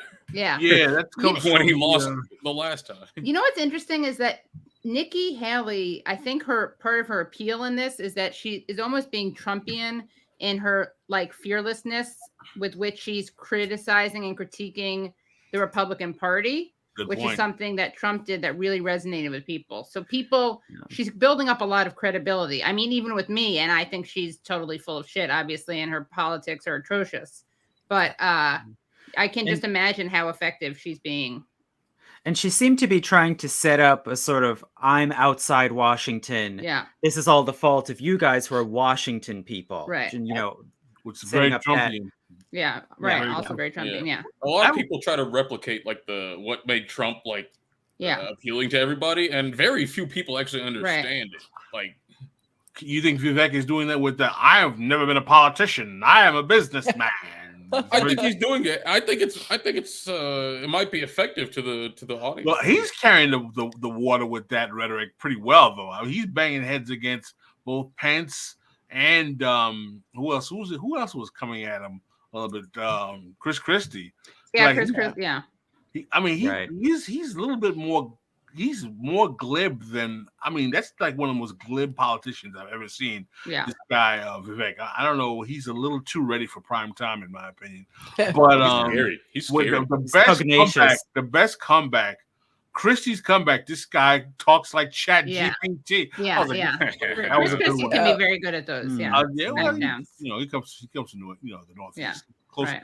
He's not in New York, but he's Jersey. It's close enough. Right. But he's that was shots fired with that one. He was like, this guy talks like Chat GPT. Yeah. Wow, that was a good one. And I'm pretty sure that was spontaneous too. I don't think that they were prepared. I don't know. But there is something about Vivek where he's so, doesn't he seem a bit overly contrived? I think his smile is too fake. It undermines his looks delivery. Ridiculous. Yeah. And he's just standing there the whole time he seems like he spent his whole life in a corporate boardroom pitching products. Yeah. Yeah. Well, he was a Soros fellow also. Are you serious? Oh, that's even better. Yeah. Oh, right. And didn't they scrub that from Wikipedia or something? I think they did, but someone sent it to me. They sent the website to me, and that's how I found it. But he was a Soros fellow. They should definitely. I would love to see DeSantis going after him for that. That would be really funny. DeSantis dropping the Soros name. Yeah. I was like, whoa, interesting. Yeah. Okay. In point of fact, do Soros foundations fund progressive prosecutors? Is that true or not? Oh, that's a good question. I mean, I have no definitive answer to that, but I wouldn't be shocked. I wouldn't be surprised. I mean, Soros money's everywhere, and right. He's a boogeyman for a reason. Does Soros play both sides of the aisle? Does he not really. Mostly Democratic. Yeah, but Ukraine, it's all the same party. Immigration, education. But we are going to take a brief moment and talk about the elephant not in the room. Former President Trump has been indicted in 4 different states on 91 counts. He will be processed tomorrow in Georgia at the Fulton County Jail for charges relating to the 2020 election loss. Apparently You he's all talking about signed a Epstein in pledge his Tucker to interview. support the eventual Republican nominee. If former President Trump is convicted in a court of law, would you still support him as your party's choice? Please raise your hand if you would. Wow. Asa's the only one who won't. Asa won't. Hold on. So just to be clear, Governor Christie, you were kind of late to the game there, but you raised your hand. No, I'm doing this. Look, I'm doing this. No, I know you didn't. Whoa. No, come. What's the look? Look, here's the bottom line. Someone's got to stop normalizing this conduct. Okay, drink. I said he criticized her.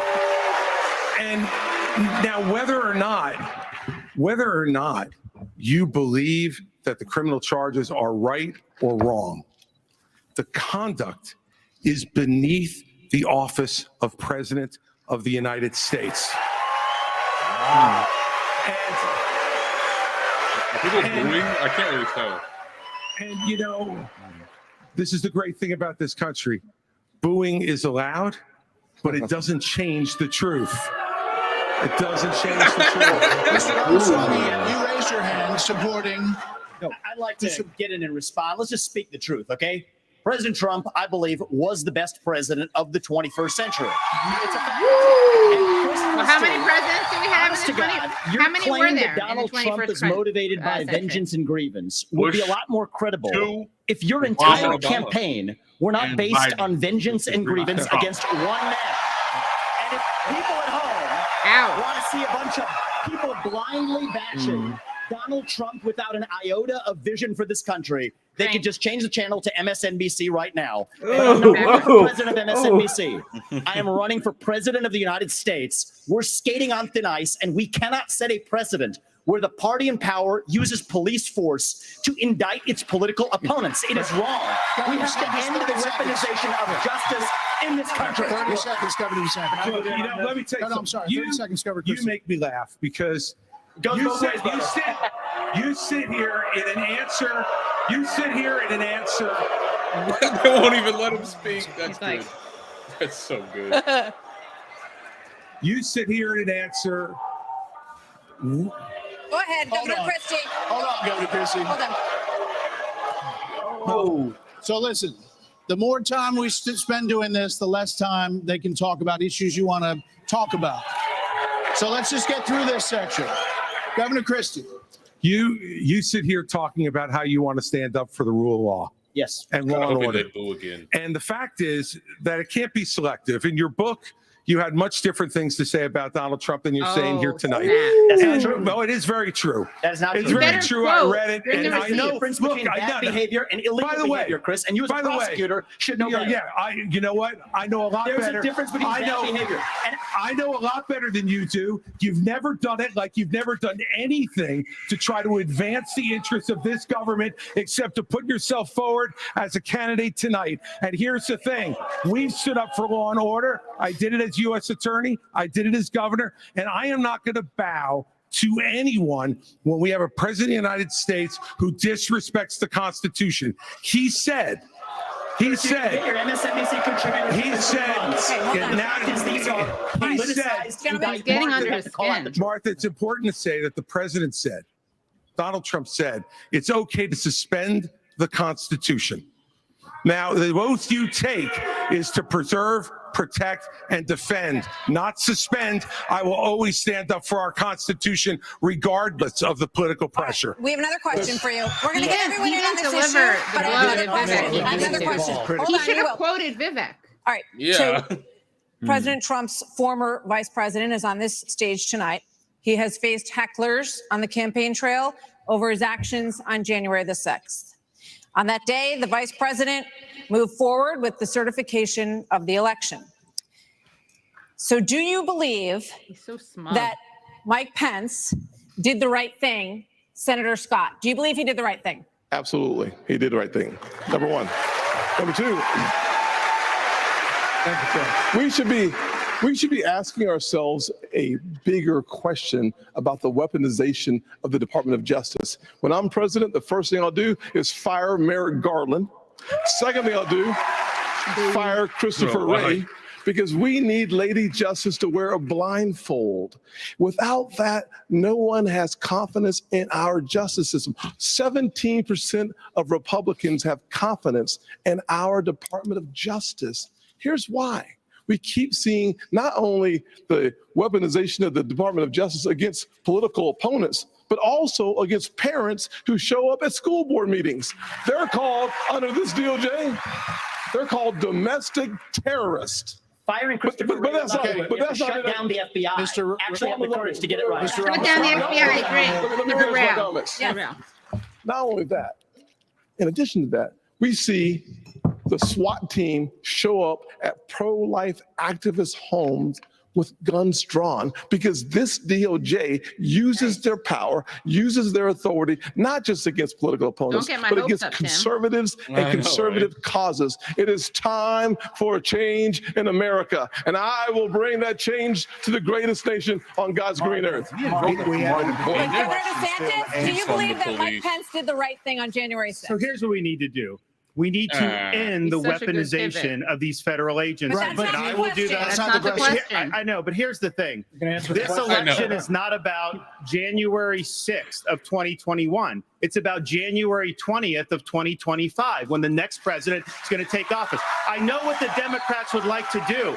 They want to talk about all these other issues, but we've got to focus on your future. We've got to focus on reversing the decline of our country. I learned in the military, I was assigned with U.S. Navy SEALs in Iraq, that you focus on the mission above all else. You can't get distracted. So Republicans, we've got to look forward, and we've got to make sure that we're bringing the message that can win in November 2024. Did not answer the question. Vice President Pence, what do you think, Vice President? Is to support and defend the Constitution of the United States. I think the American people deserve to know whether everyone on this stage agrees that I kept my oath to the Constitution that day. Look at DeSantis' There's no face. more He's important duty. So answer the question. I've answered this before. So yes. Why are we? Mike did his duty. I got no beef with him. But here's the thing: is this what we're going to be focusing on going forward? The rehashing of this? I'll tell you, Governor the DeSantis, Democrats would love that, and they will win if we let them get away with it. I'm not letting Biden hang out. Right. This time, we're going to run him ragged around this country, and we're going to hold him accountable. Let me just say, Governor DeSantis, we spent an hour talking about policy. Former President Trump is beating you by 30, 40 points in many polls. So it is a factor in the GOP primary. Governor Hutchinson, this audience you is did not so raise your funny. hand. I did not raise my hand because there's an important issue we as a party have to face. And over a year ago, I said that Donald Trump was morally disqualified from being president again as a result of what happened on January 6th. More people are understanding the importance of that, including conservative legal scholars who says he may be disqualified under the 14th Amendment from being president again as a result of the insurrection. This is something that could disqualify him under our rules and under the Constitution. And so, obviously, I'm not going to support somebody who's been convicted of a serious felony or who is disqualified under our Constitution, and that's consistent with RNC rules.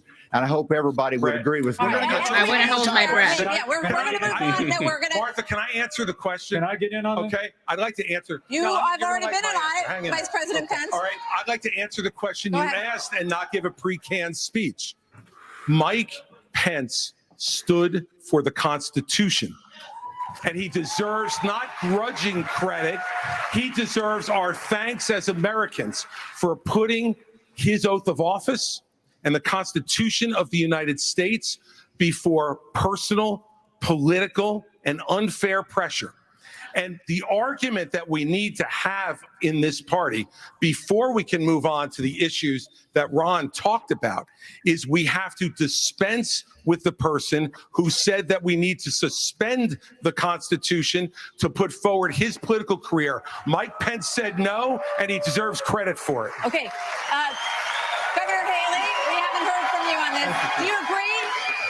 Oh, this will be interesting to watch. Pence did the Let's did see the how right she does thing this. that day or not? I How do she think gonna that thread the Vice President needle. Pence did the right thing. And I do think that we need to give him credit for that. But what I will also tell you is, look, I mean, when it comes to whether President Trump should serve or not, I trust the American people. Let them vote. Let them decide. But what they will tell you is that it is time for a new generational conservative leader. We have to look at the fact that 3/4 of Americans don't want a rematch between Trump and Biden. And we have to face the fact that Trump is the most disliked politician in America. We can't win a general election that way. Governor Bergen? She knows how to spin it. Yeah. Governor Bergen? She's good. Governor Bergen, opportunity. More Happy strong to with answer the Trump in this question. Mike audience. Pence did the right thing on January 6th. But I would say you started off the top of this hour saying we're going to talk about China, Ukraine, education. We are. China is the number one threat to our country. And every minute that these 8 candidates spend talking about the past instead about the future is time that is just you know who loves it? Biden loves it, but And China China loves it when it. we're talking about the past. Okay, as promised, we were going to spend a few questions on it, let people say what they wanted to say. And now, indeed, we are moving on to the subject. The of U.S. has committed nearly 77. Can I speak on this issue? I was You kind of did involved. you answered on this. You did You did say answer. something. Yeah. We thought you were done, but you No, I please. wasn't done. Well, Mike, why don't you say this? Join me Yeah. in making a Hold commitment that on day one you would pardon Donald Trump. I'm the only candidate on Whoa. the stage who had the courage to actually say it. That is how we move our Dang. nation Dude, forward. Mike Pence just got and why through the you page assume forward. Wow. That's Donald exactly Trump right. will be convicted of these crimes. You should be able to make a commitment. The same justice system that was this. He's good at- difference between you and me. Yeah, I'm not a I've professional actually- politician. That's the I've difference. You can actually, answer a question. I've actually given pardons when I was governor of the state of Indiana. It usually follows a finding of guilt and contrition by the individual that's been convicted. So, if I'm president of the United States, we'll give fair consideration to any pardon request. But if I may, His laugh and smile are so annoying. you know, it's not So about evil. looking back at January 2021. It's about January 20th, 2017. I put my left hand on Ronald Reagan's Bible. I raised my right hand. I thought I was going to say This is the Ronald third Reagan or January something else. date that we're talking To about. support and defend the Constitution of the United States. And it ended with a prayer, so help me God. It was a promise that I made to the American people, You know he calls his wife but I mother? also made it to my Heavenly Father. Oh, yeah. Every day for 4 years, I sought to keep that oath. And everyone on this stage needs to make it clear whether or not they'll do the same if they earn this job. I and the want confidence of Ramaswamy the to American say, people. you call your wife mother. Now, look, I've made it clear. I had hoped That's true. that the issues surrounding the 2020 election and the controversies around January 6th had not come to this, had not come to criminal proceedings. I would rather they had been resolved by the American people and the American people alone. But no one's above the law. And President Trump is entitled to the presumption of innocence that every American is entitled to. And we will make sure and extend that to him. But the American people deserve to know that the president asked me in his request that I reject or return votes unilaterally, power that no vice president in American history had ever exercised or taken. He asked me to put him over the Constitution. And I chose the Constitution, and I always will. I had no Vice right to President Pence. overturn the election, and Kamala Harris will have no right to overturn the election when we beat them in 2024. Thank you, Vice President Pence. That's a major, Now we are moving on to other issues. a major statement. The U.S. has committed nearly $77 billion in aid to the Ukraine war. The administration is now asking Congress for $24 billion more. Regardless Now, this of should be that, the interesting. specifics of that plan, is there anyone on stage who would not support the increase of more funding to Ukraine? Uh-oh. We would need not Europe- support it. Europe needs to step up. I mean, I would have Only Europe two. step up. Okay, Vivek. Wow, Drink. Wow. Drink for You're Vivek saying third you round. would not too, Governor DeSantis? I will have Europe pull their weight. But you Right would- now, they're not doing you that. would not and I support think more we need to funding? do. Bro, and look I at think his our hand, support should be man. contingent on them doing it. And I would have support in China to be able to take What is Vivek doing? China and do what we Finger in need the to do with wind. China. Mr. Ramaswamy, you would not support an increase of funding to Ukraine. I would not. And I think that this is disastrous, that we are protecting acting against an invasion across somebody else's border when we should use those same military resources to Our prevent across border. the invasion of our own southern border here in the United States of America. We are driving Russia further into China's hands. The Russia-China alliance is the single greatest threat we face. And I find it offensive that we have professional politicians on the stage that will make a pilgrimage to Kyiv, to their Pope, Zelensky, without doing the same thing for people in Maui or the south side of Chicago or Kensington. I think that we have to put the interests of Americans first, secure our own border instead of somebody else's. And the reality is, this is also how we project strength by making America strong at home. All right. We heard the names. Governor Christie first. All right. Look, I did go to Ukraine, and I went to Ukraine You gave him because Bon I wanted to Jovi's see lyrics, for handwritten myself You know that? what Vladimir Putin's Really? army was Yeah. doing I'll to the tell you in free the Ukrainian people. next break. And let me tell you, I want you all to look around this arena tonight and imagine that every one of these seats was filled. And if every one of them was filled, there would still be 2,500 more children outside to make over 20,000 who have been abducted, stolen, ripped from their mothers and fathers, and brought back to Russia to be programmed to fight their own families. They have gouged out people's eyes, cut off their ears, and shot people in the back of the head, men, and then gone into those homes and raped the daughters and the wives who were left as widows and orphans. This is the Vladimir Putin. This is the Vladimir Putin who Donald Trump called brilliant and a genius. If we don't stand up against this type of autocratic killing in the world, we will be next. Drake, he criticized Trump. Hang on. You were mentioned. Governor Haley, we'll come back. Vice President Pence was mentioned. You get 30 seconds. Yeah, well, let me be clear. Anybody that thinks that we can't solve the problems here in the United States and be the leader of the free world has a pretty small view of the greatest nation on earth. That is incorrect. We can do both, Vivek. We've done both.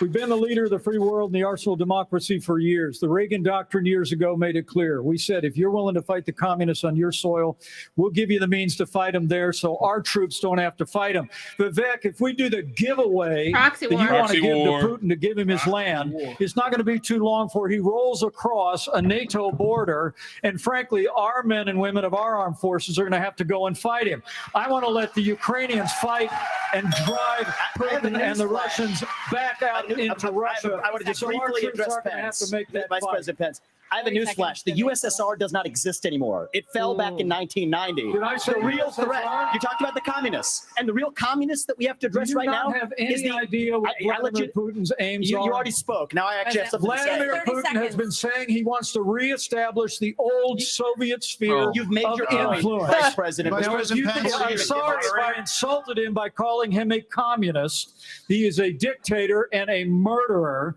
and the United States of America needs to stand against authoritarianism.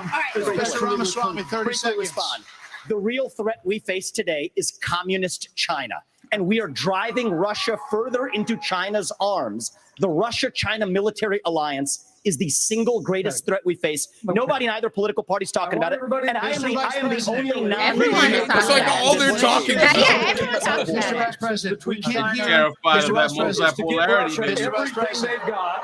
Mr. Vice President. Give them a promise that Ukraine will never be in NATO, and then NATO. somehow Mr. Vice President. China will not think about taking Taiwan. We achieve peace through strength. Mr. Vice and America President. needs to stand for freedom. Okay. Here we go. I think we need to reestablish some ground rules when here, we folks. hear this bell, Yes. that means your time's done. You're done. So, Mr. Vice President, we appreciate your Has aggressiveness this ever here. worked in the history of 30 moderation? seconds is 30 seconds. Mr. Ramaswamy, you were mentioned. You get 30 seconds. So the reality is that today, Ukraine is Wait, why not is a everyone priority upset? for the United States of America. And I think that the same people who took us into the Iraq War, the same people who took us into the Vietnam War, you cannot end it. You cannot start another no-win war. And I do not want to get to the point where we're sending our military resources abroad when we could be better using them here at home to protect our own borders, protect the homeland. All right. That will be my top priority in foreign policy. We gave you more protect than this the 30 homeland. seconds in the rebut. So I do want to get to some other people because everybody, we respect everybody's time here. So Governor Haley, you did not raise your hand, meaning that you would support more funding for the Ukraine war. You have said of Governor DeSantis that you didn't appreciate it when he initially called it a territorial dispute. Why? First of all, the American president needs to have moral clarity. They need to know the difference between right and wrong. They need to know the difference between good and evil. Right. When you look at the situation with Russia and Ukraine, here you have a pro-American country that was invaded by a thug. So when you want to talk about what has been given to Ukraine, less than 3.5% of our defense budget has been given to Ukraine. If you look at the percentages per GDP, 11 of the European countries have given more than the US. But what's really important is go back to when China and Russia held hands, shook hands before the Olympics and named themselves unlimited partners. A win for Russia is a win for China. We have to know that. Ukraine is the first line of defense for us. And the problem that Vivek doesn't understand is he wants to hand Ukraine to Russia. He wants to let China eat Taiwan. He wants to go and stop funding Israel. You don't do that to friends. What you do instead is you have the backs of your friends. Ukraine is the front line of defense. Putin has said, once Russia takes Ukraine, Poland and the Baltics are next. That's a world war. We're trying to prevent war. Look at what Putin did today. He killed Prigozhin. He's never said that. When I was at the UN, the Russian ambassador suddenly died. This guy is a murderer, and you are choosing a murderer over a pro-American country. Oh boy. First of all, wow. Mr. Ramaswamy, you have 30 seconds. Mr. DeSantis, Nikki, I wish you well in your future career on the boards of Lockheed and Raytheon. I'm not on the You've been pushing this lie all week, You want Nikki. to go and defund Israel? You want to Okay, let me address that. I'm glad you brought that up. I'm going to address each of those right now. This is the false lies. You're watching the reality is, America less safe. You have no foreign policy experience, and it shows. And you know what? The foreign policy experience that you all have shows in the pointless wars you're talking into. I have to address that. So our relationship with Israel will never be stronger than by the end of my first term. But it's not a client relationship. It is a friendship. And you know what friends do? Friends help each other stand on their own 2 feet. So I will lead Abraham Accords 2.0. I will partner with Israel to make sure Iran never is nuclear armed. But you know what I love about Israel? And I've been there probably in the last 10 years more than most people on this stage. You know what I love about them? I love their border policies. I love their tough on crime policies. I love that they have a national identity and an iron dome to protect their homeland. And so, yes, I want to learn from the friends that we're supporting. And what puzzles me is, I want to learn from those and apply those to protect our homeland, Nikki. Israel needs America. America needs Israel. Okay, Governor DeSantis, you mentioned the territorial dispute. Not only... no, it's not a territorial dispute President either. of the United States, your first obligation is to defend our country and its people. And that means... you're sending all this money, but you're not doing what we need to do to secure our own border. We have tens of thousands of people who are being killed because we're not handling both. And so I am going to declare it a national emergency. I'm not going to send troops to Ukraine, but I am going to send them to our southern border. When these drug pushers are bringing fentanyl across the border, that's going to be the last thing they do. We're going to use force, and we're going to leave them stone cold dead. We're actually going to move on to China. We're going to talk about China. Okay. Governor Burgum, China has the biggest navy in the world, the biggest army in the world. Now they have warships off the coast of Alaska. They are threatening Taiwan. In coming years, China will have 1,500 nuclear warheads, it's believed. The U.S. just arrested 2 sailors accused of spying for China within our military. So the question is, how would you deter China as a president, Burgum? Well, this is the number one issue we're facing. And of course, we haven't been talking about it, and we act like that letting Russia win in the Ukraine is like a gimme as opposed to a gift to China. Russia has become China's gas station. But how would we do it?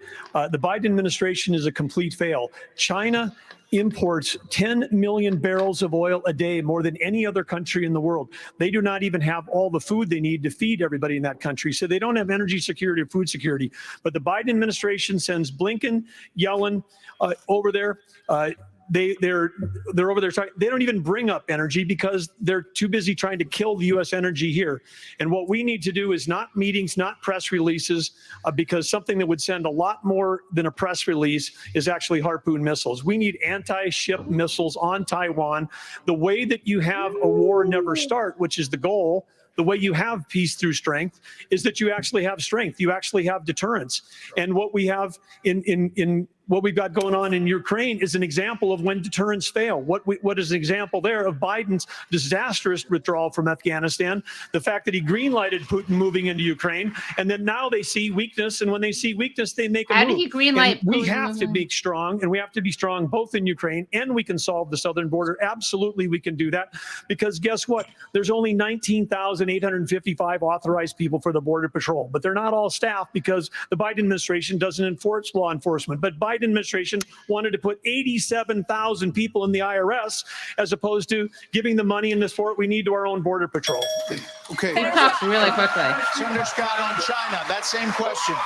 And I speak about China. Let's fire the 87,000 IRS agents and hire or double the number of Border Patrol agents. I just left Yuma, Arizona about 2 weeks ago. The most pressing need of the American people from a national security standpoint is our southern border. It has led to the death of 70,000 Americans because of fentanyl, plus 6 million illegal crossings since President Biden has taken office, and 200 people on our national security watch list have been caught at our border. How many have not been caught at our southern border? If we just spend $10 billion, we could finish the wall. For $5 billion more, we could have the military-grade technology to surveil our southern border to stop the flow of fentanyl and save 70,000 Americans a year. That should be the priority of this government. And as the next president of the United States, I will make that border wall complete. There are many more questions on China. I do want to ask about. I want to say I couldn't agree more. It's not just the 70,000 from fentanyl. We've lost 200,000 people to overdoses since Biden took office. That's 300 people a day. We're taking mass casualties, and that's a statistic, but these are sons and daughters, nieces and nephews that we're losing. We've got North Dakota troops down there flying night helicopter missions from San Diego to the Gulf Coast, trying to stop these transnational criminal organizations. They've got better funding on their side than we've got on our side. Speaking of which, Governor Hutchinson, images from earlier this month, Governor Hutchinson with Mexico, Vice President Pence, policy.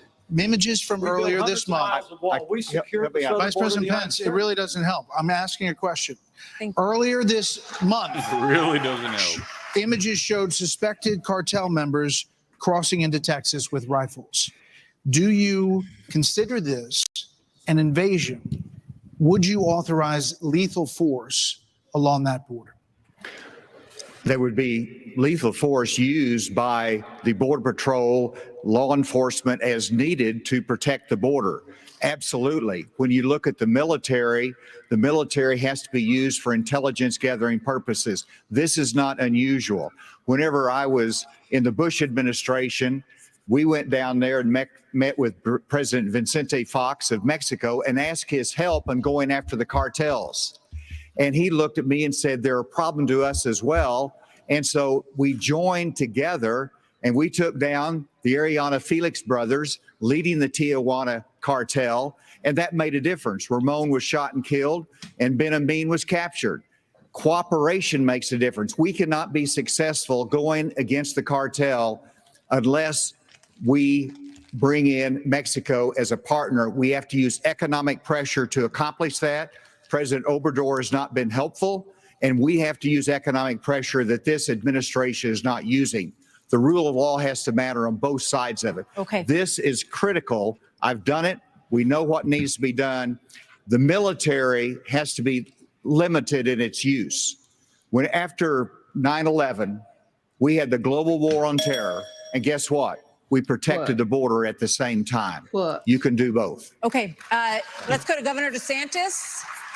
So, as president, would you support sending U.S. Special Forces over the border into Mexico to take out fentanyl labs, to take out drug cartel operations? Would you support that kind of American military so ridiculous. use? Yes, and I will do it on day one. Here's the thing. The cartels are killing tens of thousands of our fellow citizens. You want to talk about a country in decline? You have the cartels controlling a lot of part of your southern border. We have to reestablish the rule of law, and we have to defend our people. The President of the United States has got to use all available powers as Commander-in-Chief to protect our country and to protect the people. So when they're coming across, yes, we're going to use lethal force. Yes, we reserve the right to operate. How many more tens of thousands are we going to let to die? I am sick. I've met angel moms throughout this country. I met a lady in Texas named Tracy, and her son took one Percocet that was laced with fentanyl, immediately died. That is happening all across this country because of the poison that they are bringing in. So as president, would I use force? Would I treat them as foreign terrorist organizations? You're darn right I would. You know, Vice President Pence, why would you be better at this issue than Governor DeSantis? Governor DeSantis on the campaign trail refers to your administration as not finishing the wall. Right. Look, we secured the southern border of the United States of America and reduced illegal immigration and asylum abuse by 90%. When Joe Biden took over, he threw open the southern border of the United States, and the wave of humanity, the wave of fentanyl that's been eloquently described here is a wave of human tragedy across this country. But Martha, you began this evening talking about who is best prepared to be the next president of the United States.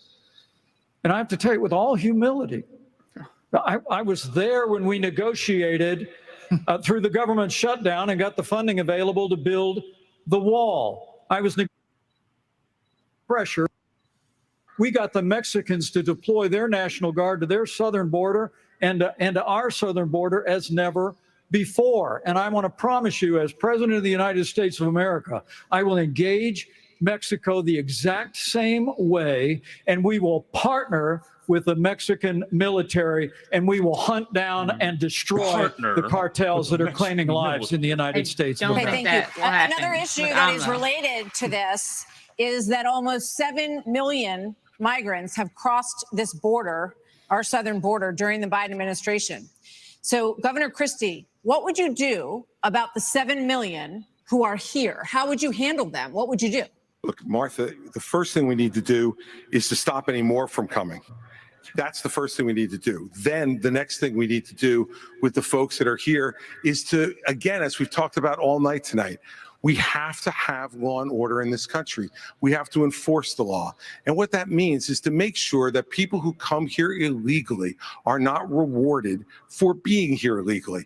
We have so many wonderful people from around the world who are waiting in line, following the law to try to come here and pursue the American dream. And those people are waiting and waiting and waiting because we haven't dealt with the problem of the folks who are here. We have to have them detained. We have to make sure that they are not rewarded for having broken the law. And one last thing on this fentanyl issue. With China, we can't take our eye off of that ball. Right. Yes, it's important that we secure the border. Very important, as I just said. But China is sending these chemicals to these drug cartels for them to create the fentanyl that is killing hundreds of thousands of our citizens. The Chinese are engaging in an act of war against us, killing our citizens. We better make that priority one in our conversations with China and to try to straighten that relationship out, because if we don't, we're going to lose more and more of our citizens. I just want to clarify, would you send those people back? Of course. You'd have to. We have a lot of issues that Americans care about. China Next up, war. we're going to talk about the crisis in education, as millions of American children are not I proficient wonder in what reading these people or can math cook up to after help this. education. I wonder. Like, are they going to just be pro charter schools, or are they going to be pro defunding education? All charter schools and the wokeness in education. Ah, Stop yes. with the The woke, CRT. I forgot about Well, wokeness. We have with the another CRT. guest we're going to bring on. Brad, are we ready to bring Jack on? All right, we're bringing on Jack Allison, the co-host of Struggle Session and Morning AM Jack. Hi, Well, Jack. I'm good. Good to see you. Thanks for having me, Katie. Good to see everybody. Thanks for coming on. How exciting to be here for this display of bizarre fascism. I'm glad I got here just for the banning books section of the debate. You don't want to miss that. Yeah. But That's yeah, going to be a great glad section. to be here. Yeah, thanks for joining. Yeah, sorry I'm late. I was watching the Tucker Carlson interview. Oh, with how Donald was Trump that? on Yeah, how was Twitter. that? Was it interesting? How was it? I didn't watch the whole thing, actually. I am just late because I was rushing over. But Tucker did ask Donald Trump if he thought Epstein killed himself. In almost one of the first questions of the interview was, did Epstein kill himself? And sort of grilling him about Barr's response to Epstein. And he got Donald Trump on the record that he thinks that Epstein probably killed himself, but that a lot of people say otherwise, and that you could make an argument either way. Huh, wow. What happened that's- in his administration? Classic Trump. Yeah. Yeah. There is a lot of people are saying. Right. A lot of people are saying that perhaps. I feel like classic Trump would have been more committed to one side, and the side would have been that he killed himself. Yeah. You can't do that because didn't Epstein die under Trump's administration? Yes. Yeah. I think that's kind of what it was about. Although I will say, not that I think Trump's going to go to jail or anything like that, but he did say like, oh, Epstein was a guy who was used to all the finer things, and then he went to jail, and so he was probably so sad that he killed himself. I was like, oh, are you worried? Are you scared, sir? By the way, Medea had to leave because she's going to Cuba tomorrow morning. Oh, wow. To do some really great work that she always does. So, but we're so happy to have Jack. So, anyway. I'm not going to Cuba. I'm not doing any great work. I'm not doing anything. No, yeah. You co-wrote a really good book, by the way. I did. I wrote a book called Kill the Rich. Thank you yes, thank you. Thanks for saying it. You can go to killtherichbook.com. It's not a how-to book, unfortunately. It's I was about to say, tell me more. It's a speculative fiction, near future book that comes out just in a couple weeks here. But you can pre-order it at killtherichbook.com. And if you go there, you'll see that the cover has a certain rich guy that, honestly, we wrote the book a year ago. It looks like Elon. It's a different name of a guy in the actual book. We wrote it a year ago. I was like, oh, everyone kind of likes Elon. And really, the world has come around on Elon in the last year. And so I'm very glad about that. Oh, nice. Are there guillotines in the book? Yes or no? The book does open with Kim Kardashian being put in the gallows in a televised execution. So that is good enough for me. It's nice. It's well written. Yeah, I really enjoy it. Well, thank you for saying it. Yeah. Yeah. So you haven't missed much, except that I think, to summarize, she's not as on fire as she was at the beginning, but Nikki Haley was really on fire. I'm surprised to hear that. Yeah. Who is this fella? The Doug something? Doug Burgum. He Doug is a Burgum. businessman and eyebrows. Yeah, he's a North Dakota governor. Okay, Yeah. I heard about him that he nearly missed the debate because he had a tennis injury. Yeah. Okay, which is like one of the most Republican things to have happen to you. Like the only more Republican thing would have been a golf injury. Golf.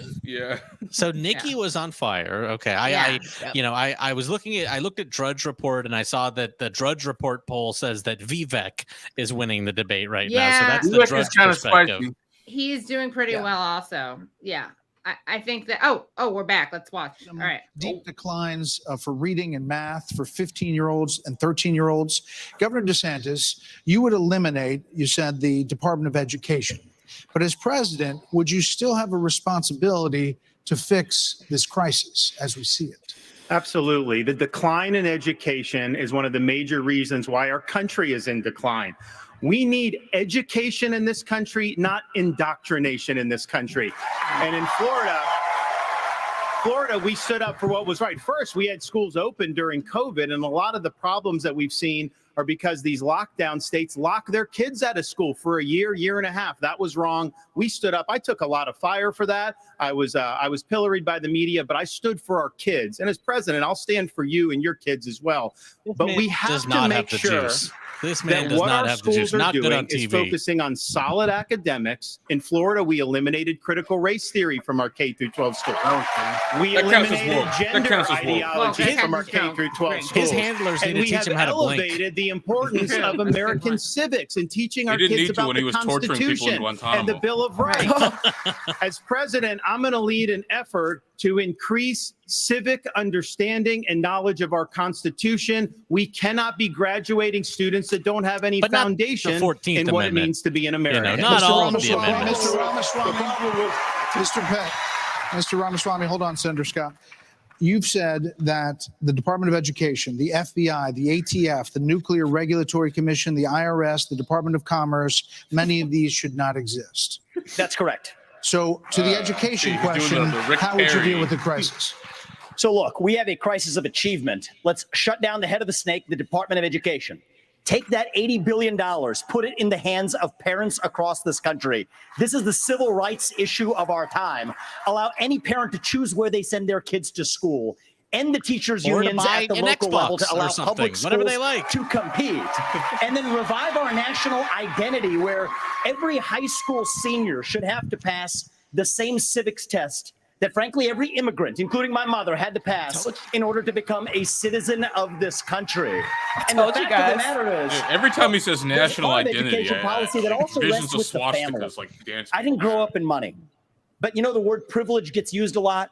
Well, you know what? I did have the ultimate privilege of two parents in the house with a focus on educational achievement. And I want every kid to enjoy that. So part of the problem is we also have a federal government that pays single women more not to have a man in the house than to have a man in the house, contributing to an epidemic of fatherlessness. And I think that goes hand So in UBI glove argument? with the education crisis as well, because we have to remember education starts with the family, and the nuclear family is the greatest form of Oh my governance God. known to mankind. You mean the men that were taken from the Governor home to Haley the criminal has justice said- system? Governor Haley has said that biological boys playing in girls' sports is the women's issue of our time. You said that even though you signed a ban on Affects this in North every Dakota, woman, that there hadn't right? been one instance where it was actually needed. Are you saying that you think that too much is made of this issue? Ooh.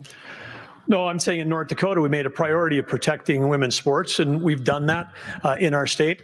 But I would absolutely do that. But I do think when we start talking about education and we think that we're going to have a federal government, one size fits all, we're just completely losing track of the fact that education differs by states.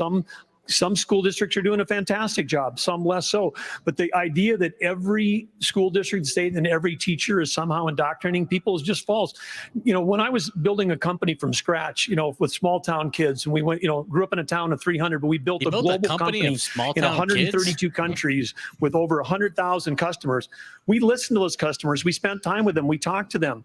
We did that. And as governor, well, education is one of the biggest part of a state budget. So as a governor, I shadow a student. I don't, the night before I find out the student finds out, I'm going to go to I know, every follow every class student with around. them. I don't That's sit really and lecture creepy. school districts how to do it. I go I'm and see the following them in experience. my And there's a car. lot of things that have to change. offering But them what needs to candy. change in education is it's innovation. We're doing it the same way we did it 50 years ago with innovation, not regulation. I would get rid of the Department of Education. I would give block grants to schools, but I'd give them on merit based on who's doing the most would innovative. you I give just it got done holding the without the 7th department? annual Governor's Conference on Innovation Education.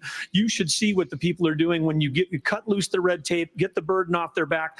They care. Teachers in this country, the vast majority of them care about those kids. They're working in low-paying jobs, and they're fighting for those kids and their families. Governor Haley, you said that Thank this God, is the Tony women's talking on issue the of our favor of time. teachers. First, I'll tell you, as you know, as a parent, the one thing you want is for your child to have a better life than you did. And we can talk about all of these things, and there's a lot of crazy woke things happening in schools, but we've got to get these kids reading. If a child can't read by 3rd grade, they're 4 times less likely to graduate high school. So we need to make sure we bring in reading remediation all over this country. We need transparency in the classroom because parents should never have to wonder what's being said or taught to their children in the classroom. Parents need to be deciding which schools their kids go to because they know best. And let's put vocational classes back into the high schools. Let's teach our kids to build things again.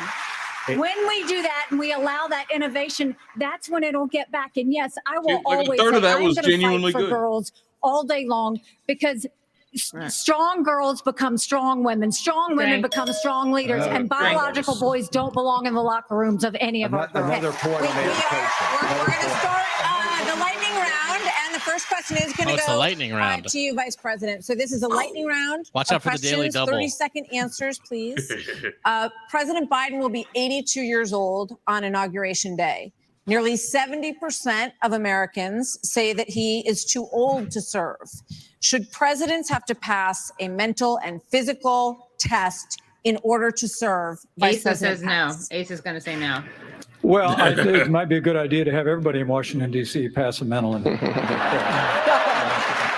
but 30 seconds, no. The American people can make those judgments. But let me say, I'm running for president of the United States because we don't need a president who's too old. This is an attack on Chris Christie. And we don't need a president who's too young. We need a president who's been there. He really hates who knows how Vivek. Congress works, how the White House works, how states work. And on this education issue, Martha, I was fighting against No Child Left Behind when Republicans were doubling the Department of Education. I'll also shut down the federal Department of Education. And when I was governor, we doubled the size of the largest school choice program in America. And we'll give school choice to every family in America. As someone in Indiana right now, this is a lightning round, Mr. Ramaswamy. I think you were mentioned there. You're 38. You're the youngest on the stage. You've said, and you just said, you want a civics test or public service for those under 25 to be able to vote. So the question is, do you want a mental acuity test for presidents over 75? I believe in the people of this country to tell the difference between somebody who's an automaton and somebody who's actually a thinking agent in the White House, which we don't have in there today. And I will tell you, I want to address Vice President Pence's comment. Ouch. I think we do need somebody of a different generation to lead this nation forward. Look at the way I've run this campaign. Going to the south side of Chicago, to Kensington, in the middle of Philadelphia, where traditional Republican candidates don't go. We have an opportunity to build a multi-ethnic, working-class majority to deliver a landslide. And I think I'm the only candidate in this race, young or old, black or white, to bring all of those voters along to deliver a Reagan 1980 revolution. We're going to do it in 2024. Same question. My knees move. Arms in a presidential election until 20. I will answer that. I will answer that. 30 seconds. 30-second quick answer. You guys need to get control of this debate. Everybody's going to get Listen, we're getting control of the debate. This is a lightning round, not rolling thunder. This is a lightning round. Governor Hutchinson, Not rolling thunder. 30 seconds on the same question. On education, first of all, look at Arkansas. We have to compete with China. I built computer science education. We led the nation in computer science education, going from 1,100 students to 23,000 students taking it. This is how you compete with China. As president of the United States, I will make sure we go from 51% of our schools offering computer science to every school in rural areas and urban areas offering computer science for the benefit of our kids, and we can compete with China in terms of technology. No age limit. Reasonable policy. China. This is coming to you. Reasonable policy. We're trying to do a quick round of different topics here. So, Senator Scott, faith is on decline in this country. You talked about it a little bit before tonight. So is there a role for a president of the United States in changing that? What would you do to change that? Say yes. Well, our nation was founded upon the Judeo-Christian values that has made this the greatest nation on God's green earth. I'm a big believer in Ephesians 3:20 that God is able to do exceedingly abundantly above all that we ask or imagine. Our responsibility should be to model the behavior we want others to follow. On education, the only way we change education in this nation is to break the backs of the teachers' unions.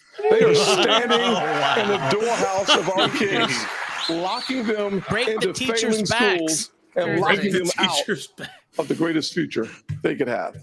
Terrible take. As President Governor DeSantis, would you support some mandatory military service for all Americans? I think it should be voluntary. I'm somebody that volunteered to serve, inspired by September 11th, and I deployed to Iraq. Gotta go torture. Alongside U.S. Navy SEALs in places like Fallujah, Ramadi. And he it's looks something like that I think has taught me, when you go in that type of environment, Anything you have, your personal agenda, you check it at the door. You go there, and it's about And focusing torture. on the mission Yeah, torture. above You all go else. there and you guys come waterboard. together and they get You it done. waterboard. And that's how I would view Stress being the position. president of the United States. It's not about me. It's not about all these other side issues. My sole focus will be on your future and reversing this country's decline. And Disney. Okay, And the now Disney for something company. too. out of this world, and this is for you. Gotta Well, that's how he Christy, reverses do the you country's believe that decline, there is a obviously. spike in UFO encounters? Oh, okay. The UFO question? Yeah, you do. Come on, There man. you go. No, but okay, we've been hearing a lot of testimony in Congress, and people are taking this a lot more seriously. And we're hearing that, there are things going on that people are That aware is so of. funny. They So, gave Chris Christie if the you were UFO president, question. Really is. Governor Christie, would you level with the American people about what the government knows about these possible Look, encounters? Martha, and especially coming from a woman from New Jersey, I think it's horrible that just because I'm from New Jersey, you asked me about unidentified flying objects and Martians. We're different, but Kind we're of a not non that different. sequitur. Yeah, that's weird. Look, I don't get it. He didn't land it. the job of the president of the United States Is that a New Jersey? is to level with the that I don't American get? people about everything. The job of the president of the United States is to stand for truth. The job of the president of the United States is to be a role model for our children and our grandchildren. And so whether it was UFOs or this problem of education, and Tim's right, by the way, and I started this in 2010 by going right after the teachers unions in New Jersey and drove them down to an all-time low popularity rating because they were putting themselves gross. before our kids. So what does that have to do with UFOs? Is the biggest threat to our country, not UFOs. Okay. That's not Coming up, Jack, he we've just got read the closing needle there. He arguments read plus okay. right Why after Why the does Chris debate. Christie I have the like hand- Kennedy losing is I have the live hand from Republican the primary? spin room right here Like, what- in the that's all he seems to do. Forum with reaction from all the candidates. Lose as Republican soon as they primaries. step That's off what I the know stage. him We're gonna primarily. get to this. And write books. He writes a lot of books. And he's a bully. Listen, Didn't he Gail. fall asleep during a Springsteen concert once? Or am I Oh, wow, hallucinating? that would be sacrilege. Food lunch. Shut it down. Thank you, buddy. We all know Mark Whalberg. Oh my God! Marky Mark? Wait, can What? we watch that? What's he Whoa, doing? whoa, whoa. Yeah, we gotta watch. No, we have to what watch the Mark is doing. Dupixent ad. No, Instead. no, no. I gotta get a new Yeah. pharmaceutical ad shoved in my fucking face. Oh wow, Brad, you really laid down the law there. You're not letting us watch the commercial. Oh, do you want to watch the pharmaceutical? I Well, want to we watch were Yes. trying to- We're trying to find out Yes. if Mark Whalberg is down with the fash. Don't play dumb, Brad. You could be showing it to us now. I'm taking executive decision. Nice stalling Yeah, tactic. yeah, there we go. Okay. Clear Oh, skin, no. Brad. Skin. Clear Fashion skin. relief. Gotta That's such a keep this from tease. They Katie's have, viewers? yeah, seriously. So they have Mark Wahlberg at the beginning for like, No, I think that I this think is we like, got cut off by I think- the web ad. yeah. oh, Jack knows. Yeah. there was a Mark Wahlberg ad that got Cut off displaced. by Okay, then- Dupixent. Yeah. All right, I don't need this. Yeah. No. Wow, Marky Mark and the Oh, Funky Bunch. oh. Remember that? I'll be sure to ask my doctor about Dupixent. Yeah. Did anyone here see the movie Fear with Mark Wahlberg? I did. Fear. So good. I remember that. God, such a great movie. You guys heard the story of how Mark Wahlberg, when he was younger, beat the crap out of like. Yeah, and Yes. a Vietnamese, Yes. a Vietnamese Yeah. person, and then wanted a pardon, so Yep. only because he could would be able to open a liquor license venue. Right. He didn't apologize. He just wanted the pardon, as not to quote Mike Pence, but Mike Pence, as Mike Pence explained, you get a pardon when you express contrition and you apologize. And he skipped over that part. He just wanted Right. the apology. He asked Governor, at the time, Governor Deval Patrick for that, and he Patrick. said no. Yeah, I lived in Boston in the '90s. Interesting racial politics in that state. Yeah, really. Yeah. So I've heard. Yeah. It's a little Right, bit that better is than there. it was, but So you're from Boston. there's You live still in Boston. issues. Not originally from, but I've been here for over 10 years. Yeah, I was there in the '90s. It was, interesting. Yeah. Back when there was still rent control. Oh yeah, that's right. It's neoliberalized a little bit since I left. Then Rent control, man. I must have not been born for that time. Yeah. yeah, they had it in Cambridge and a few other parts of that town. But I was just wondering, do any of you think like I just can't get over how Milwaukee is like one of, I think either the first and or the only major U.S. city to elect a socialist mayor and 3 socialists to like high prominent places of office. And then Wisconsin, largely the deep history it has in leading movements regarding like labor and a variety of other things. Like, does that have anything to do with why they are choosing Milwaukee to kind of crack down or reverse all of this stuff, or like, I think that would require too much like thought on their part and and knowledge of radical history. Yeah, I think they're probably like, some rich guy lives here. We got to make him happy. And it's a swing state. It's a swing state. Yeah. What It's really just an important was the swing name state. what was the name of the really right wing governor they had? Scott Walker. Scott Walker. Scott Walker. Yeah. I mean, he really. And don't forget, Paul Ryan's from Wisconsin. Yeah, too. and Grothman, Glenn Grothman. Yeah. Well, and Wisconsin has been kind of a proving ground for like aggressive neoliberalization, and it makes a lot of sense. Like Milwaukee, it's this old industrial, largely working class, kind of ethnic immigrant city. So it's exactly the sort of place that used to be like a Democratic left stronghold that's now been pretty effectively yanked over, basically into the Trump coalition. Right, I mean, not to say that Milwaukee voted for Trump, but a large chunk of that kind of population has moved right from that one pole to the other. No, not only did Milwaukee have a Democrat, Milwaukee was like a socialist, like radical left political haven for many years, going back in the early, like 50s, 60s. Yeah. And I mean, is Milwaukee turning purple an example of Republican populism actually working? Yeah, well, I think it's sort of neoliberalism playing out. Yeah. It's like those neoliberalism failing is more what it is. Yeah, totally. Yeah, but the thing is, though, I've been having conversations with some friends on the left about this trend of Republicans dog whistling populist politics, and of course we know it's bankrupt. They're not going to do anything. Let's pause it. Sorry, but we're going to go back to that after at least. Dog whistling, okay? 9%. In his pitch to get to the Oval Office, President Reagan called America the shining city on a hill, a beacon of hope and optimism.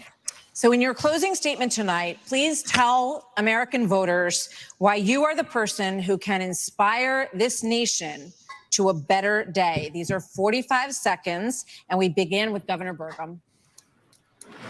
I understand why America's hurting. Biden's inflation is choking us. I grew up in a small town. My dad died when I was a freshman in high school. My mom, widow of 3, went back to work. Every job I had growing up was one where I took a shower at the end of the day, not at the beginning of the day. Our cities are less safe because of the fentanyl pouring into this country. Our economy is being crushed by Biden's energy policies, which are raising the cost of every product you buy, not just the gasoline at the pump. One thing that I'll do as president, I'll secure the border. I'll get this economy sprinting, not crawling like it is right now. And I would say that other thing is for sure, when I'm on a horseback in the Badlands of North Dakota, it looks like the horizon is just limitless. And when you can almost see beyond that horizon, you can see that this great country, our future is unlimited. But we've got to focus on innovation, not regulation. We've got to cut the red tape. We got to drive ourselves forward. The way we win the Cold War with China is by growing our economy and through innovation. And as president, I will bring out the best of America. I will improve every American life. This answer is endless. Well, I hope you're back on your horse soon. He shoves it a lot in it. He needs to do an advertisement just riding a horse. Our nation is in trouble. And it's in trouble because of failed leadership. And the solution is not 4 more years of Joseph Biden. The solution is not 4 more years of Donald Trump. The solution is new leadership that can bring bold ideas to America and to bring out the best of America. A president's number one responsibility is to bring out the best of our people. That's what Ronald Reagan did. And he did it with optimism and hope for our country, with consistent conservatism. That's exactly what I bring. As president, I'll bring out the best of America in terms of individual responsibility, building our economy, in terms of securing our border, enforcing the rule of law. I'll bring out the best of America in terms of our national character. I gotta say, our it's impressive how faith, and our hope for articulate the he is future. without an upper lip. Join in this fight. ACE2024.com. Thank you. Senator Scott. Thank you. I was a disillusioned young man growing up in a single-parent household, mired in poverty. He I does. wondered He if seems the like a nice American grandpa. dream was real for a kid like me. I can stand before you today and say the dream is alive, it is well, and it is healthy. I have the good fortune of a mom who works 16-hour days, making sure we have food on our tables. She taught me that if you're able-bodied in America, Well, not everyone's you taught to work. do that. If you take out a loan, you pay it back. If you commit a violent crime, Pay it back. you There go we to go. jail. And if God made you a man, you play sports against men. Really? She taught you that? Good. That was one of her lessons? I'm Tim Scott. Citation I'm asking you needed. for your Oh, she vote, was and if you're an Tim. Iowa, Yeah, citation I'm asking you to It's all a caucus for world me. that kind of You can go wasn't to happening yet. votetimscott.com Right. for more information or to make a contribution. Governor Christie. I almost want to contribute to him. Thank you, Oh, Brett. there's a Thank you, little plug Martha. here. Look, everybody on this stage wants to be the next president of the United States. Got you. Oh, and the only way that's And going to happen is if we beat We're Joe all going Biden. to lose.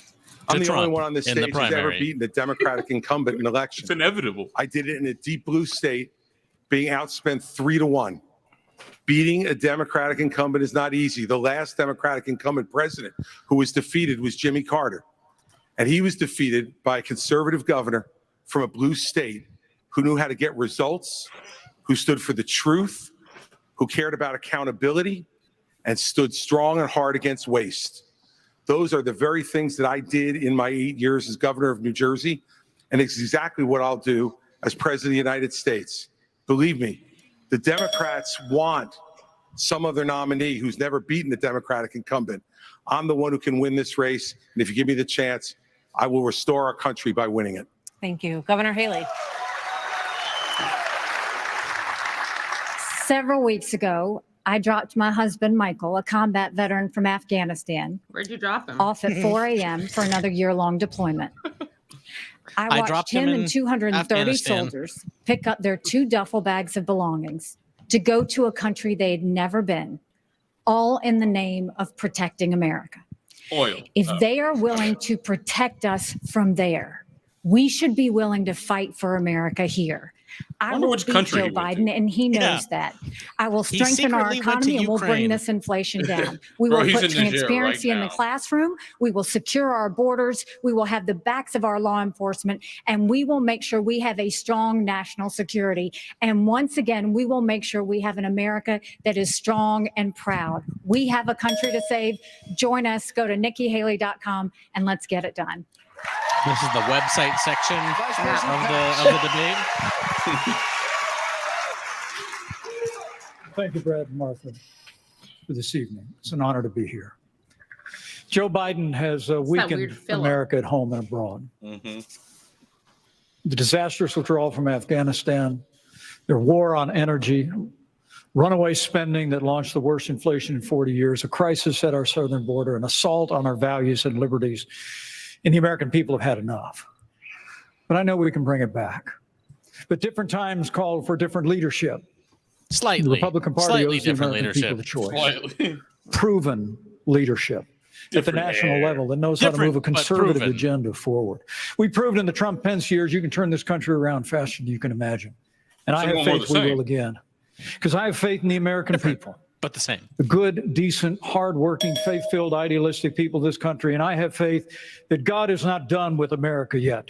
And if we will renew our faith in one another and renew our faith in Him who has ever guided this nation I'm since gonna we bring arrived God on is, these if God is wilderness done shores, with anywhere I know on the earth, best he's days done for the with greatest America. nation on earth are yet to come. Thank you. Mr. Ramaswamy. So I was born in insane. 1985, and I grew up into a generation where we were taught to celebrate our diversity and our differences so much that we forgot all of the ways we are really just the same as Americans, bound by a common set of ideals that set this nation into motion in 1776. And this is our moment to revive those common ideals. God is real. there are two genders. Fossil fuels are a God is real, requirement and for he's In this house, we prosperity. believe. Reverse racism is racism.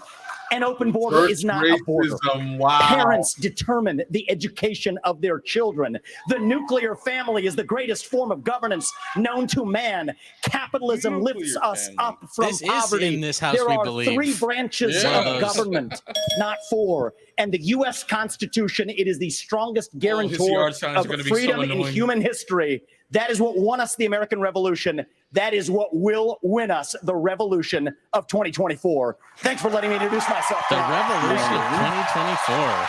Did he even get his website in there? No. He didn't need to. Oh, He looks boy. like he's taking a shit right Sir, now. Yeah, he does. Do you know you're on camera? This is our sir? time for choosing. We will send Joe Biden back to his basement and we will reverse the decline You of already this used that country. line. Yeah. I'm a Yeah. blue collar kid. I work minimum wage jobs to be able to make This ends guy's meet. cooked. I Harper, understand the shut importance up. of the American dream, and I know how that slipped away from so many millions of Americans. Will restore it.